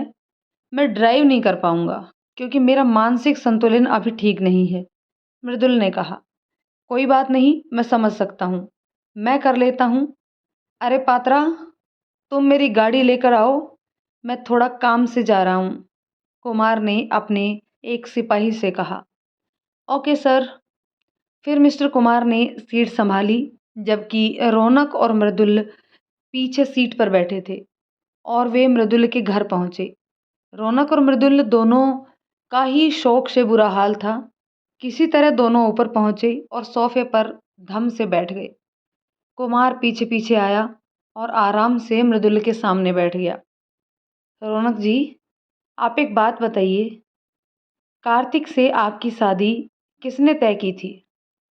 कुमार ने पूछा। मेरे पापा ने, रौनक ने कहा। कुमार जी, लव सब का कोई चक्कर तो नहीं था ना? रौनक, नहीं सर, ऐसी कोई बात नहीं है। तब तो आपके पापा जी को कार्तिक के घर का पता मालूम होगा? कुमार ने पूछा। जी, होना तो चाहिए, क्योंकि कोई भी माँ बाप बिना घर बार देखे अपनी बेटी की शादी नहीं करता है। और मेरे पापा मुझसे बेहद प्यार करते हैं, रौनक ने कहा। और तुम्हारी माँ? मिस्टर कुमार ने पूछा। रौनक उदास हो गई और बोली, जब मैं 5 साल की थी तभी मेरी माँ गुजर गई थी। क्या आप मुझे अपने पापा का पता दे सकती हैं, इस जिससे मैं कार्तिक के घर का पता लगा पाऊँ? आई एम सॉरी, लेकिन मेरे लिए जानना ज़रूरी था। जी, ज़रूर। और रौनक ने अपने घर का पता बता दिया। अच्छा, एक बात बताना, जब आपको उन लड़कों ने पकड़ा था, तब क्या किसी ने कोट पैंट पहन रखा था? कुमार ने पूछा। नहीं, उनमें से किसी ने भी कोट पैंट नहीं पहना था, रौनक ने सोचकर जवाब दिया। रौनक का यह जवाब सुनकर इंस्पेक्टर की आंखें चमक गई और उसके चेहरे की मुस्कान और गहरी हो गई। अच्छा, ठीक है, मैं एक काम करता हूँ, अपने 2 सिपाही यहीं तुम लोगों की सुरक्षा के लिए छोड़ कर जा रहा हूँ, ठीक है? क्यों सर, वो फिर आ सकते हैं क्या? रौनक डर गई। सच बोलूं तो हाँ, कुमार ने कहा। और आ सकते हैं नहीं, जरूर आएंगे आपको मारने, क्योंकि जिन लोगों की लंका में तुम दोनों दोनों ने आग लगाई है, वो ऐरे गैरे गुंडे नहीं, बल्कि बहुत बड़े गिरोह के सदस्य हैं। और अब उन सब की पूंछ मेरे हाथ में है। जल्द ही उनकी गर्दन भी मेरे हाथ में ही होगी।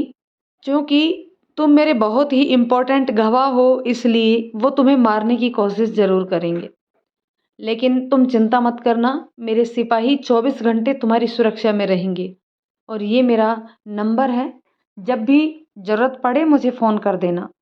और हाँ, बिना मुझसे पूछे या बिना सिपाहियों को बताए घर से बाहर मत निकलना, ठीक है? और इंस्पेक्टर कुमार फ्लैट से बाहर निकल गया। इंस्पेक्टर के जाते ही रौनक डर के मारे रोने लग गई और मृदुल से चिपक गई। मृदुल, हमने किसी का क्या बिगाड़ा है जो ये लोग हमारे पीछे पड़े हैं? मैंने तो कभी किसी का कुछ भी बुरा नहीं किया। कार्तिक और उसके पापा मेरे पापा की बेइज्जती कर रहे थे, इसी वजह से मैंने बोला था। तुम बताओ, मैंने गलत किया था क्या? मृदुल ने कहा, नहीं रौनक, तुमने कुछ भी गलत नहीं किया और तुम घबराओ मत, मैं अपनी रौनक को कुछ नहीं होने दूंगा, चाहे मुझे कुछ भी करना पड़े, क्योंकि मैं तुमसे बहुत प्यार करता हूँ। रौनक, तुम मेरी हो, मेरी ज़िंदगी हो। मृदुल ने प्यार से रौनक को समझाया। फिर ये सब मेरे साथ क्यों हो रहा है? रौनक अब भी रो रही थी। हमारे प्यार को किसी की नज़र लग गई है रौनक, लेकिन तुम चिंता मत करो, जल्द ही सब ठीक हो जाएगा। मृदुल ने धीरज बंधाया।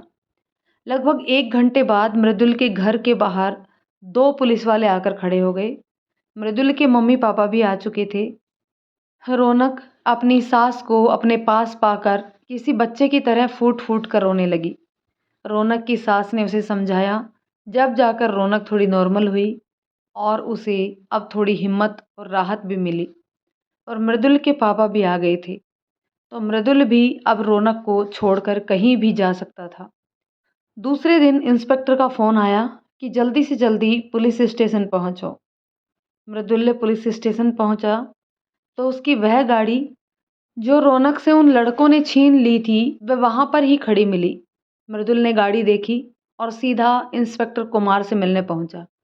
कुमार टेबल के पीछे बैठे थे। मृदुल को आता देख वे बोले, आइए आइए मृदुल बाबू, आइए। मृदुल ने कहा, सर, आपने मुझे इतनी जल्दी में यहाँ क्यों बुलाया है? अरे, तुम्हारी वो गाड़ी हमें मिल गई है जो उन लोगों ने तुम्हारी पत्नी से छीन ली थी। हमने सोचा आपको वापस कर दें। कहाँ मिली सर? और किसने चुराई थी? क्या वो लड़के भी मिल गए? मृदुल ने एक साथ पूछा। अरे, क्यों घबरा रहे हो? गाड़ी मिल गई है तो वो भी जल्दी ही मिल जाएंगे। कुमार मुस्कुराया, फिर अचानक ही बहुत गंभीर होकर बोला, और एक बात बताऊं, वे लड़के मेरी आंखों के सामने हैं। उन्हें जब भी चाहूं हाथ बढ़ाकर पकड़ सकता हूं, लेकिन मैं चाहता हूं कि उनका बॉस पकड़ा जाए, जिनके इशारे पर वे यह सब कर रहे हैं, जो अभी तक अंधेरे में है। लेकिन मेरा वादा है कि बहुत जल्द ही वो सब सलाखों के पीछे होंगे जो इस रैकेट से जुड़े हुए हैं।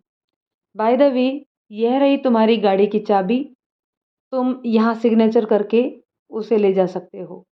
कुमार ने एक रजिस्टर आगे बढ़ाया और मृदुल ने अपना नाम पढ़कर उसके सामने सिग्नेचर कर दिया और चाबी लेकर बाहर निकल गया। 2 दिन और बीत गए। लगातार 5 दिनों से रौनक घर के अंदर थी। आज उसके पापा आए हुए थे। उन्होंने सुना कि यह हादसा हो गया है, तो वे रौनक को देखने आए थे। रौनक आज बहुत खुश थी क्योंकि उसके पापा बहुत दिनों बाद उससे मिलने आए थे। आज उसका बाहर जाने का मन था। उसने मृदुल से रिक्वेस्ट की, लेकिन मृदुल ने मना कर दिया। तब मृदुल के पापा ने कहा, कब तक इन लड़कों के डर से हमारी बच्ची घर में बैठी रहेगी? आज उसके पापा आए हैं, ले जाओ उन्हें, घुमा दो कहीं। और फिर मृदुल के ना चाहते हुए भी उसे रौनक और रौनक के पापा को बाहर ले जाना पड़ा। लेकिन उसने जाने से पहले इंस्पेक्टर कुमार को सूचना दे दी थी। रौनक ने खूब मस्ती की। वो और उसके पापा बहुत देर तक बात करते रहे। उसके पास ढेर सारी बातें थी जो उसने अपने पापा को बता दी। फिर सब ने खाना खाया और मृदुल ने अपने मम्मी पापा के लिए भी खाना पैक करवा लिया और वापस घर की तरफ चले। अभी आधा दूर ही पहुंचे होंगे कि मृदुल को लगा कि उसको नींद आ रही है और उसे चक्कर भी आ रहे हैं। उसकी आंखें अनायास ही बंद होती जा रही थी। उसने पीछे मुड़कर देखा तो रौनक और उसके पापा सो चुके थे। उसने रौनक को 2 बार पुकारा, लेकिन कोई जवाब नहीं आया। और फिर उसने साहस बटोरकर रौनक को हिलाने की कोशिश की, लेकिन रौनक का सिर एक तरफ लटक गया। ऐसा लगा इसमें जान ही ना हो। फिर उसने रौनक के पापा को हिलाया, लेकिन उनका भी वही अंजाम हुआ। मृदुल ने अपनी गाड़ी एक साइड में करके बंद की और उठने की कोशिश की, लेकिन उठ नहीं पाया। उसे तेज का चक्कर आया और वो स्टीयरिंग पर गिरा और अपनी सुध बुध खोता चला गया। मृदुल, रौनक और शेखर तीनों बेहोश हो चुके थे। तभी अचानक एक गाड़ी उनके बगल में आकर रुकी और उसमें से 2 नकाबपोश लड़के निकले और उन्होंने मृदुल को उठाकर पीछे डाला और खुद ड्राइविंग सीट पर बैठ गए। और देखते ही देखते गाड़ी आंखों से ओझल हो गई। लेकिन उनकी यह हरकत किसी 2 आंखों से छुपी न रह पाई, जो लगातार रौनक और मृदुल के पीछे तब से थी जब से वो घर से निकले थे। और उनकी गाड़ी के निकलते ही वह आंखें उसकी गाड़ी के पीछे बिना किसी आवाज़ और शोर के चुपचाप लग गई। वे लड़के रौनक, मृदुल और शेखर को लेकर शहर के बाहर एक बहुत बड़े फार्म हाउस पर ले गए, जहां पर दरवाजे पर गार्ड बंदूक लेकर खड़े थे। एक लड़का बाएं साइड से उतरा और गार्ड के पास जाकर कुछ बोला। गार्ड ने गेट खोल दिया और पूरी गाड़ी अंदर चली गई। मृदुल को जब होश आया तो उसने देखा कि वह एक कमरे में बंद है। उसके हाथ बंधे हुए हैं और मुंह पर टेप चिपकाया गया है। उसने इधर उधर नजर मारी तो उसने देखा कि रौनक एक कोने में अभी भी बेहोश पड़ी थी। मृदुल रौनक के पास गया और उसे किसी तरह उठाने की कोशिश करने लगा।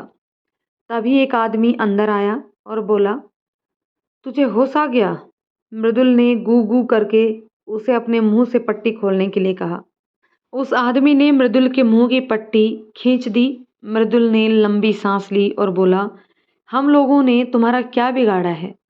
हमें यहाँ क्यों लाए हो और बेहोश क्यों किया? उस आदमी ने कहा, तेरे सभी सवालों का जवाब अभी बॉस देंगे। अभी चुपचाप मुंह बंद करके बैठा रहे। ये कहकर वो चला गया। मृदुल रौनक के पास पहुंचा और उसे फिर से उठाने लगा। रौनक हल्की सी कुनमुनाई। उसे हल्का हल्का होश आ रहा था। मृदुल ने रौनक को आवाज़ लगाई। रौनक ने आंखें खोल दी और उठकर बैठ गई। उसके भी मुंह पर टेप चिपका हुआ था। मृदुल ने किसी तरह अपने दांतों से उसका टेप छुड़ाया। रौनक का मुंह खुलते ही वह रोने लगी। मृदुल ने कहा, रौनक, मेरे होते हुए तुम्हें कुछ नहीं होगा, घबराओ मत। मैंने इंस्पेक्टर को चलते समय फ़ोन कर दिया था, वो ज़रूर कुछ ना कुछ करेगा। रौनक को अचानक अपने पापा की याद आई और वो बोली, मृदुल, पापा कहाँ हैं? पता नहीं रौनक, जब मुझे होश आया तो कमरे में तुम और मैं ही थे। तभी अचानक 3 लड़के कमरा खोलकर कमरे में आए। रौनक और मृदुल को खींच करके ले जाने लगे। मृदुल ने चीखा, हमें कहाँ ले जा रहे हो? हमें छोड़ दो। हमने तुम्हारा क्या बिगाड़ा है? क्या चाहते हो? उनमें से एक लड़का बोला, चुपचाप चलता रहे। ज़्यादा चूं चपड़ की तो यही कहानी ख़त्म कर दूंगा तेरी। बॉस ने बुलाया है, चल। लगभग 50 मीटर चलने के बाद मृदुल और रौनक एक बड़े से हॉल में थे। वहाँ पर लगभग 30 लड़के खड़े थे और उन सब का बॉस सबसे पीछे कुर्सी पर बैठा हुआ था। उसके पीछे बहुत तेज़ रोशनी जल रही थी, जिससे सबकी आंखें चुंधिया रही थी और उस आदमी का चेहरा नहीं दिखाई दे रहा था। उसने काले रंग का कोट पैंट पहन रखा था और आंखों पर काला चश्मा लगा था। मृदुल ने बहुत गौर किया, परंतु उस आदमी का चेहरा नहीं देख पाया, क्योंकि उसके पीछे से बहुत तेज़ रोशनी आ रही थी और कोई भी उसे गौर से नहीं देख पा रहा था। अब मृदुल ने पूरे हॉल में अपनी नज़रें दौड़ाई। अचानक वह चौंक पड़ा, क्योंकि कार्तिक भी वहीं पर था। तो क्या कार्तिक इस आदमी के लिए काम करता है जो कुर्सी पर बैठा हुआ है? और ये है कौन? मृदुल का दिमाग फटने लगा। खोल दो इन दोनों को, भर्राई सी आवाज़ गूंजी, जो उस व्यक्ति के मुंह से निकली थी। जो कुर्सी पर बैठा हुआ था। तुरंत ही उसका एक गुर्गा आया और दोनों की रस्सियां खोल दी।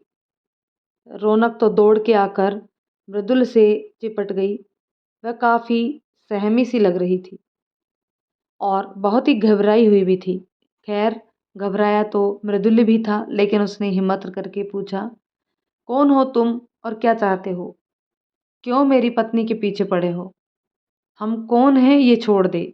हम क्या चाहते हैं ये तेरे लिए जानना ज़रूरी है, बॉस ने कहा।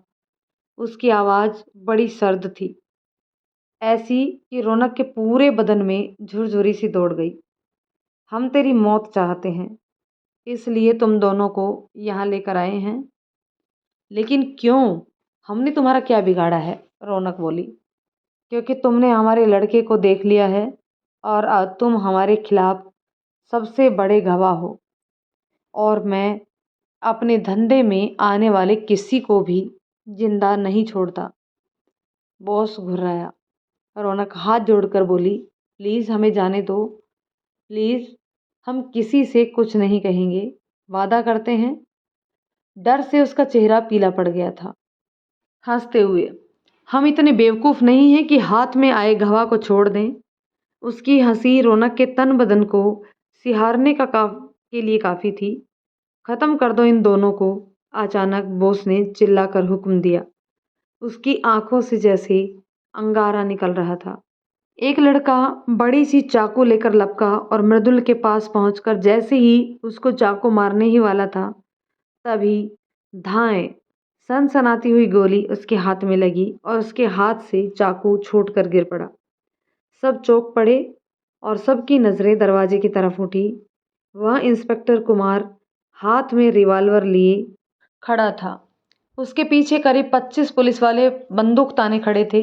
इंस्पेक्टर ने इशारा किया और पुलिस वाले पूरे हॉल में सबको घेर कर खड़े हो गए। कुमार आराम से चलता हुआ आया और बोला, तुम्हारा खेल खत्म हुआ मिस्टर। अपने आप को कानून के हवाले कर दो। तुम अंदर कैसे आए और हमारे आदमी कहाँ हैं? बॉस आश्चर्य से चिल्लाया, तुम्हारे सारे आदमी या तो मारे गए या फिर पुलिस की कस्टडी में है। अब तुम्हारी बारी है बॉस, कुमार ने शांति से कहा। सब चौंक गए और सब ने सबसे ज़्यादा चौंका बॉस, तुम्हें कैसे पता चला कि मैं कौन हूँ? उसकी आंखें आश्चर्य से खुली की खुली रह गई। मृदुल और रौनक को का तो बुरा हाल था। उन्हें अब भी समझ में नहीं आ रहा था। उन्हें विश्वास ही नहीं हो रहा था कि वो जिंदा है। अरे पात्रा, वो ये पीछे वाली लाइट बंद करके नॉर्मल लाइट जलाना जरा। ये दोनों भी तो देख लें इसका असली चेहरा, कुमार ने अपने सिपाही से कहा। उसके चेहरे पर ना समझ में आने वाला एक मुस्कान थी। पात्रा ने तुरंत ही आदेश का पालन किया और जैसे ही पीछे की लाइट बंद कर हॉल की लाइट जली, सब उछल पड़े और सबसे ज़्यादा उछली रौनक। उसकी आंखें आश्चर्य से फटी की फटी रह गई। उसे विश्वास ही नहीं हो रहा था कि ऐसा भी हो सकता है। उसके मुंह से बड़ी मुश्किल से निकला, पापा आप? जी हाँ बॉस, और कोई नहीं। रौनक के पापा शेखर था। मृदुल का तो सदमे से बुरा हाल था। रौनक जब सदमे से बाहर निकली और स्थिति का अंदाजा होते ही फफक फफक कर रो पड़ी और चीखी, क्यों? आखिर क्यों? आपको ये सब करने की ज़रूरत क्यों पड़ गई पापा? बोलो ना पापा, क्यों किया आपने ऐसा? मत कह मेरे अपनी गंदी जुबान से पापा, मैं तेरी शक्ल भी नहीं देखना चाहता।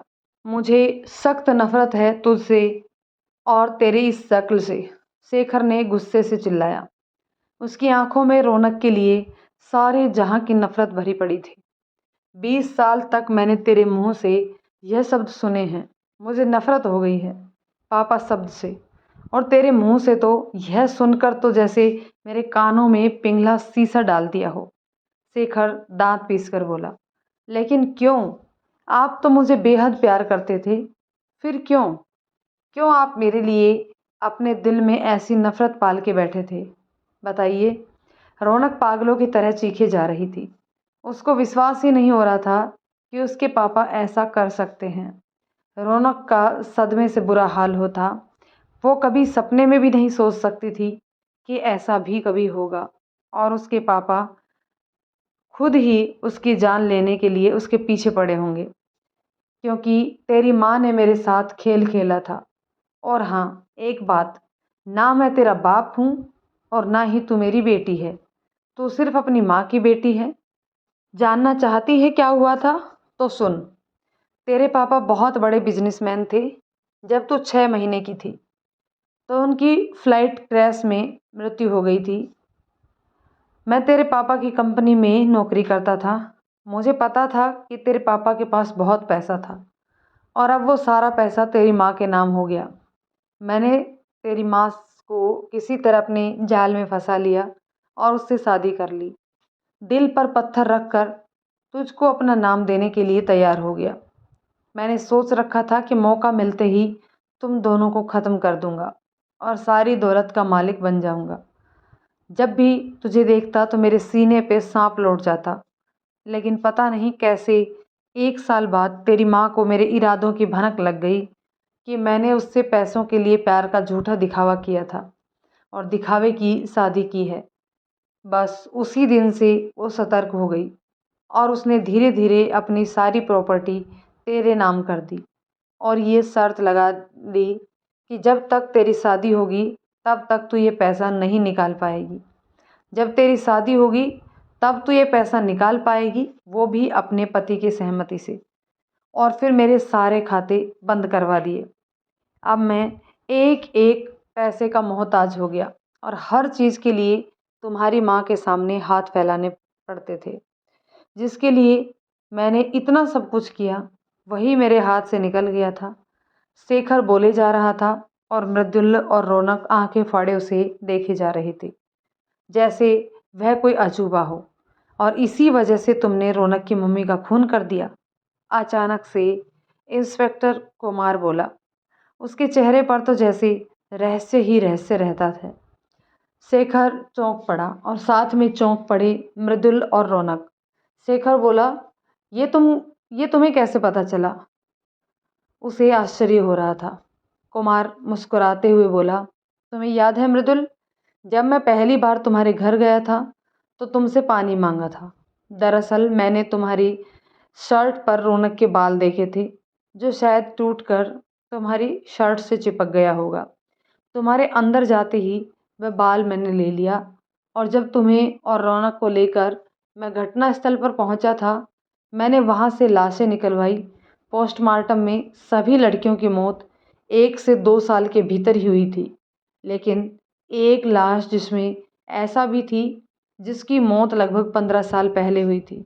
उस लाश का सिर्फ कंकाल ही बचा था, बाकी सब खत्म हो चुका था। मेरा माथा घूम गया। मैंने उसकी उम्र निकलवाई तो लगभग 30 वर्ष की थी और मैंने डीएनए टेस्ट करवाया और अचानक मुझे उस बाल की याद आई जो मैंने उसका भी डीएनए टेस्ट करवाया। तब रिपोर्ट आई तो मैं चौंक गया कि यह कैसे हो सकता है कि उस लाश का और तुम्हारे बाल का डीएनए सेम है। मुझे लगा हो ना हो इन सारे मौतों का कोई ना कोई कनेक्शन रौनक से ज़रूर है। मृदुल और रौनक कुमार को ऐसे देख रहे थे जैसे छोटा सा बच्चा जादूगर की जादूगरी देख कर आश्चर्य से देखता हो। बस एक बात समझ में नहीं आई कि हत्या क्यों की गई। कुमार ने बोला, क्योंकि इसकी माँ ने मुझे एक एक पैसे को तरसा दिया था।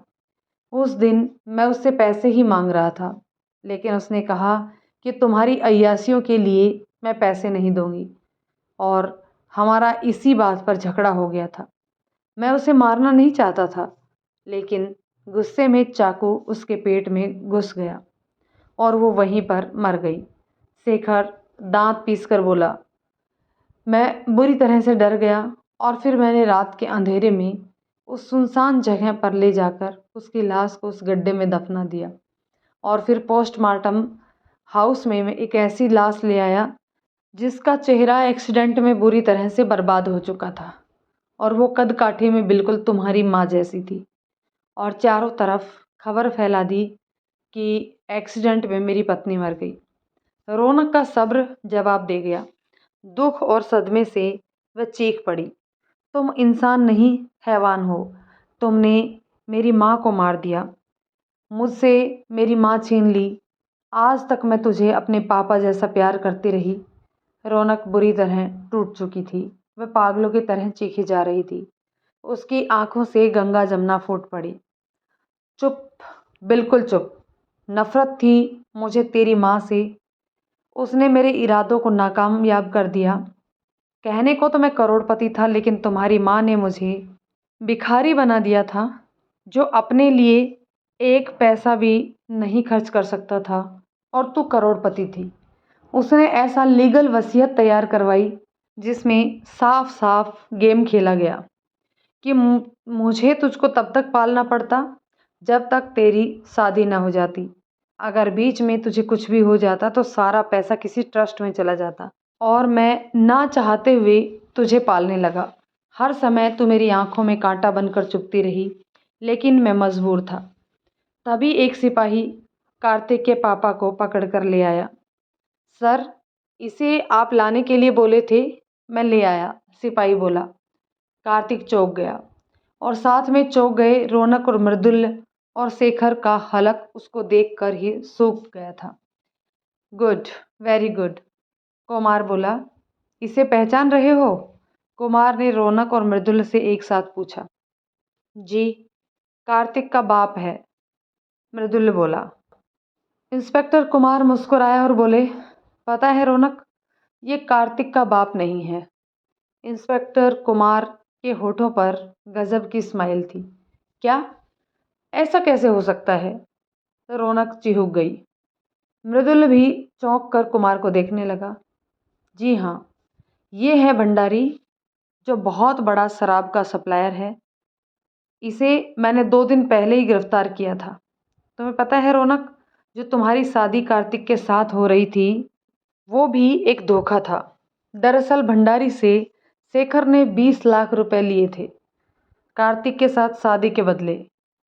क्यों शेखर, सही बात है ना? ये क्या बताएगा? मैं बताता हूँ इंस्पेक्टर साहब, भंडारी बोला। मैं और शेखर एक दिन बैठकर शराब पी रहे थे, और शेखर ने ज़्यादा पी ली, उसे चढ़ गई थी। तब वह अपनी मरी हुई पत्नी को गालियाँ दे रहा था। मैंने उससे कारण पूछा तो वह नशे में सब बकता चला गया, और मैं लालच में आ गया, और मेरे दिमाग में एक प्लान आया। मैंने कहा, अगर तू मुझे उन पैसों में से 1 करोड़ दे तो मैं तुझे तेरी पत्नी की सारी दौलत दिलवा सकता हूँ। उसने हामी भर दी। तब मैंने रौनक की शादी कार्तिक से करने का प्लान बनाया, और कार्तिक को अपना बेटा बना कर लाया। लेकिन शेखर बहुत ही मक्कार था। उसने कहा, दुनिया को दिखाने के लिए तो मुझे शादी में खर्च करना ही पड़ेगा। मेरे पास एक भी पैसा नहीं है। तब मैंने शेखर को 20 लाख रुपए उधार दिए, और तय हुआ कि इसमें से 10 लाख रुपए का सामान बतौर दहेज मुझे वापस मिलेगा, जिसमें एक कार भी शामिल थी। लेकिन शेखर महाधूर्त, उसके मन में खोट आ गया, और उसने सारा पैसा हड़प लिया, और सिर्फ 5 लाख रुपए ही खर्च किया। उसकी यह हरकत देखकर मेरा पारा चढ़ गया, और मैं आपे से बाहर हो गया, और शेखर को भला बुरा कहने लगा, क्योंकि न गाड़ी थी और ना ही खास व्यवस्था। शेखर ने सारे पैसे बचा के रख लिए थे। जब मैं शेखर के ऊपर गुस्सा हो रहा था, तभी रौनक से बर्दाश्त नहीं हुआ, और वह भड़क गई, और उसने शादी से इनकार कर दिया। रौनक को याद आ गया कैसे भरे मंडप में उसने शादी के लिए मना कर दिया था। मैं क्या करता, मुझे मजबूरन वापस आना पड़ा। तभी मैंने देखा कि मृदुल के पापा ने शादी करने की पेशकश कर दी है, और मृदुल और रौनक की शादी हो गई। हमारा प्लान मिट्टी में मिल गया। रौनक से अब बर्दाश्त नहीं हो रहा था। वो धम से ज़मीन पर गिर पड़ी। उसके साथ इतना बड़ा धोखा, इतना बड़ा फरेब। वह फूट फूट कर रोने लगी। सदमे से उसका बुरा हाल था। मृदुल ने उसे प्यार से उठाया और अपने सीने से चिपका लिया। रौनक रोते हुए बोली, मृदुल, क्या कोई पैसे के लिए इतना गिर जाता है कि ऐसे कर दे? अरे क्या हुआ कि मैं इनकी सगी बेटी नहीं थी, लेकिन मैं तो इन्हें पापा मानती थी। क्या मेरा प्यार इतना कमज़ोर था जो मेरे साथ ऐसा हुआ? दुख और सदमे से उसका कलेजा फटा जा रहा था। वह जार-जार रोए जा रही थी। उसकी पीठ पीछे इतना बड़ा खेल खेला जा रहा था। मृदुल के पास उसके मासूम सवालों का कोई जवाब नहीं था। उसका खुद का सदमे से बुरा हाल था। रौनक की बात सुनकर उसकी भी आंखें भर आई। उसे रौनक के लिए बहुत दुख हो रहा था। उसने रौनक को अपनी बाहों में कस लिया और सोचने लगा कि स्वार्थ में आदमी कितना गिर जाता है कि प्यार को भी भूल जाता है। अच्छा, एक बात बताओ, तुम्हें उन 25 लड़कियों को मारने की ज़रूरत क्यों पड़ गई? कुमार ने शेखर से सवाल किया। दरअसल जब रौनक की शादी मृदुल से हो गई तो ये भंडारी अपने 20 लाख रुपये वापस मांगने लगा और मेरे पास तो पैसे थे नहीं। जो भी इसने दिए थे सब शराब और शबाब में उड़ चुके थे। तब मैंने ही लड़कियों को लूटने का प्लान बनाया और मैं कोई रिस्क नहीं लेना चाहता था, इसलिए उन्हें लूटने के बाद उनकी हत्या करके उसे गड्ढे में लाश दफना दिया करता। बाद में एक हॉस्पिटल में मेरी सेटिंग हो गई और मैं उनके अंगों को निकाल कर बेचने लगा और मुझे मोटा मुनाफा होने लगा। और ये काम मैं खुद नहीं करता था। हर एक लूटने में मैं लुटा हुआ माल लड़कों को दे देता था। उस दिन रौनक के साथ भी यही होने वाला था, लेकिन कार्तिक की नीयत उस पे खराब हो गई और वह रौनक का रेप करने चला गया।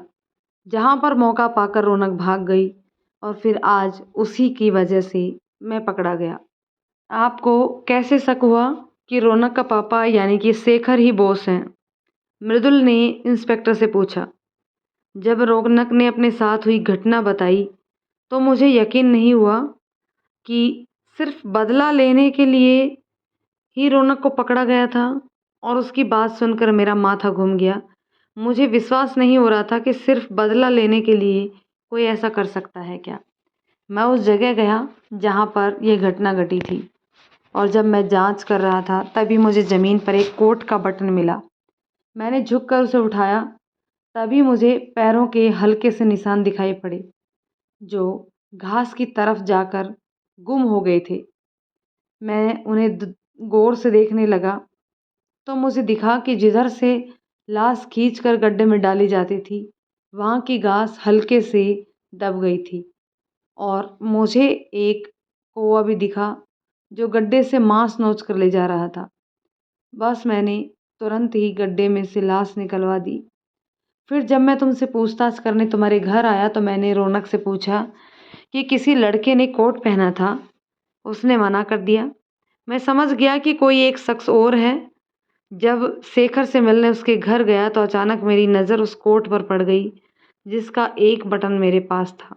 उस कोट में भी एक बटन कम था और फिर मुझे उस औरत की मौत, उसका रौनक से डीएनए मिलना और तुम्हारा इन हत्याओं से रिश्ता भी समझ आ गया।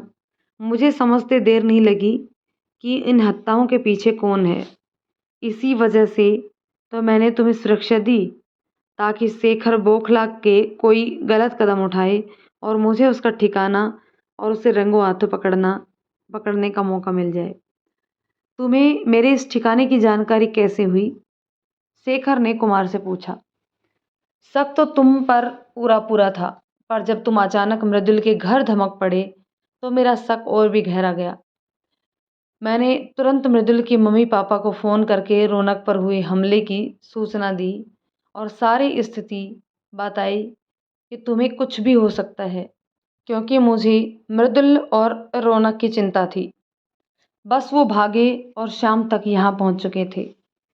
अब 24 घंटे रौनक तुम्हारी मम्मी यानी कि अपनी सास के साथ रहती थी। तो शेखर का रौनक को मारने का प्लान फेल हो गया। तब उसने बाहर जाने के लिए रौनक को उकसाया और मृदुल को मजबूरन जाना पड़ा। लेकिन मृदुल ने मुझे बता दिया था, इसलिए मैंने अपना आदमी सादे वस्त्रों में तुम दोनों के पीछे लगा दिया, जो पल पल की अपडेट मुझे दे रहा था। जब इसने तुम्हारे खाने में बेहोशी की दवा मिलाई तब भी वो वहीं था। उसने ही मुझे यहाँ के आने की सूचना दी। मैं सही समय पर हाजिर हुआ। कुमार अब भी मुस्कुरा रहा था।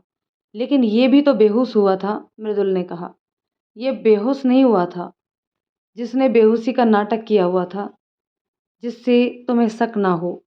अचानक जैसे रौनक का दिमाग घूम गया हो, उसने झपट कर शेखर का गिरेबान पकड़ लिया। तड़ातड़ चांटे बरसाने लगी। हिस्ट्री आई, अचानक से चिल्लाई, क्यों किया तूने ऐसा? क्यों मारा मेरे माँ को? क्यों बना दिया अनाथ मुझे? लालची, स्वार्थी, अगर तू एक बार भी बोल देता कि मुझे दौलत चाहिए तो मैं उफ तक नहीं करती, लेकिन चंद सिक्कों के लिए तूने बाप बेटी के रिश्ते को कलंकित कर दिया। एक बच्ची को उसकी माँ की ममता से अलग कर दिया। तू इंसान नहीं, हैवान है, दरिंदा है। तूने मासूम लड़कियों की जान ली है। थू है तुझ पे, अकथू। और सचमुच रौनक ने शेखर के मुंह पर थूक दिया। उसकी आंखों से जैसे आंसुओं का सैलाब छूट पड़ा हो। मृदुल से रौनक की हालत देखी नहीं गई और उसने रौनक को किसी तरह संभाला। ऐसा लग रहा था कि रौनक का मानसिक संतुलन खराब हो गया हो, और हो भी क्यों ना, उसके साथ इतना बड़ा खेल खेला गया, और खेलने वाला भी कौन?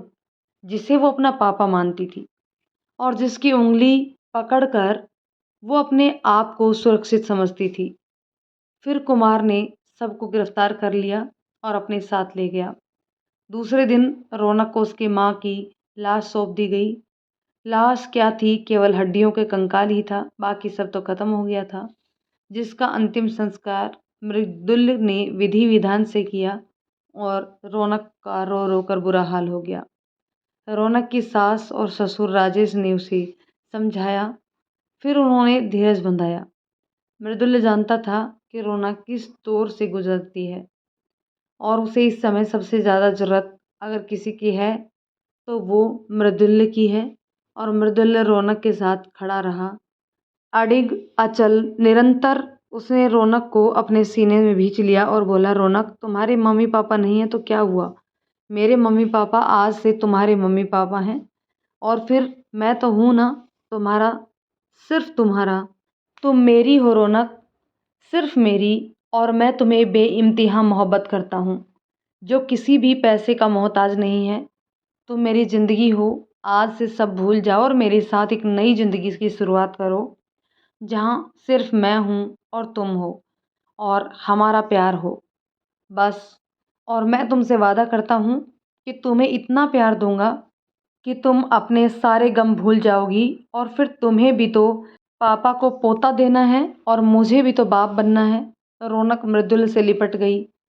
सच है, मृदुल और उसका परिवार किसी देवदूत की तरह रौनक की ज़िंदगी में आया था, और मृदुल तो उस पे जान देता था, उसके लिए कुछ भी करने को तैयार रहता था।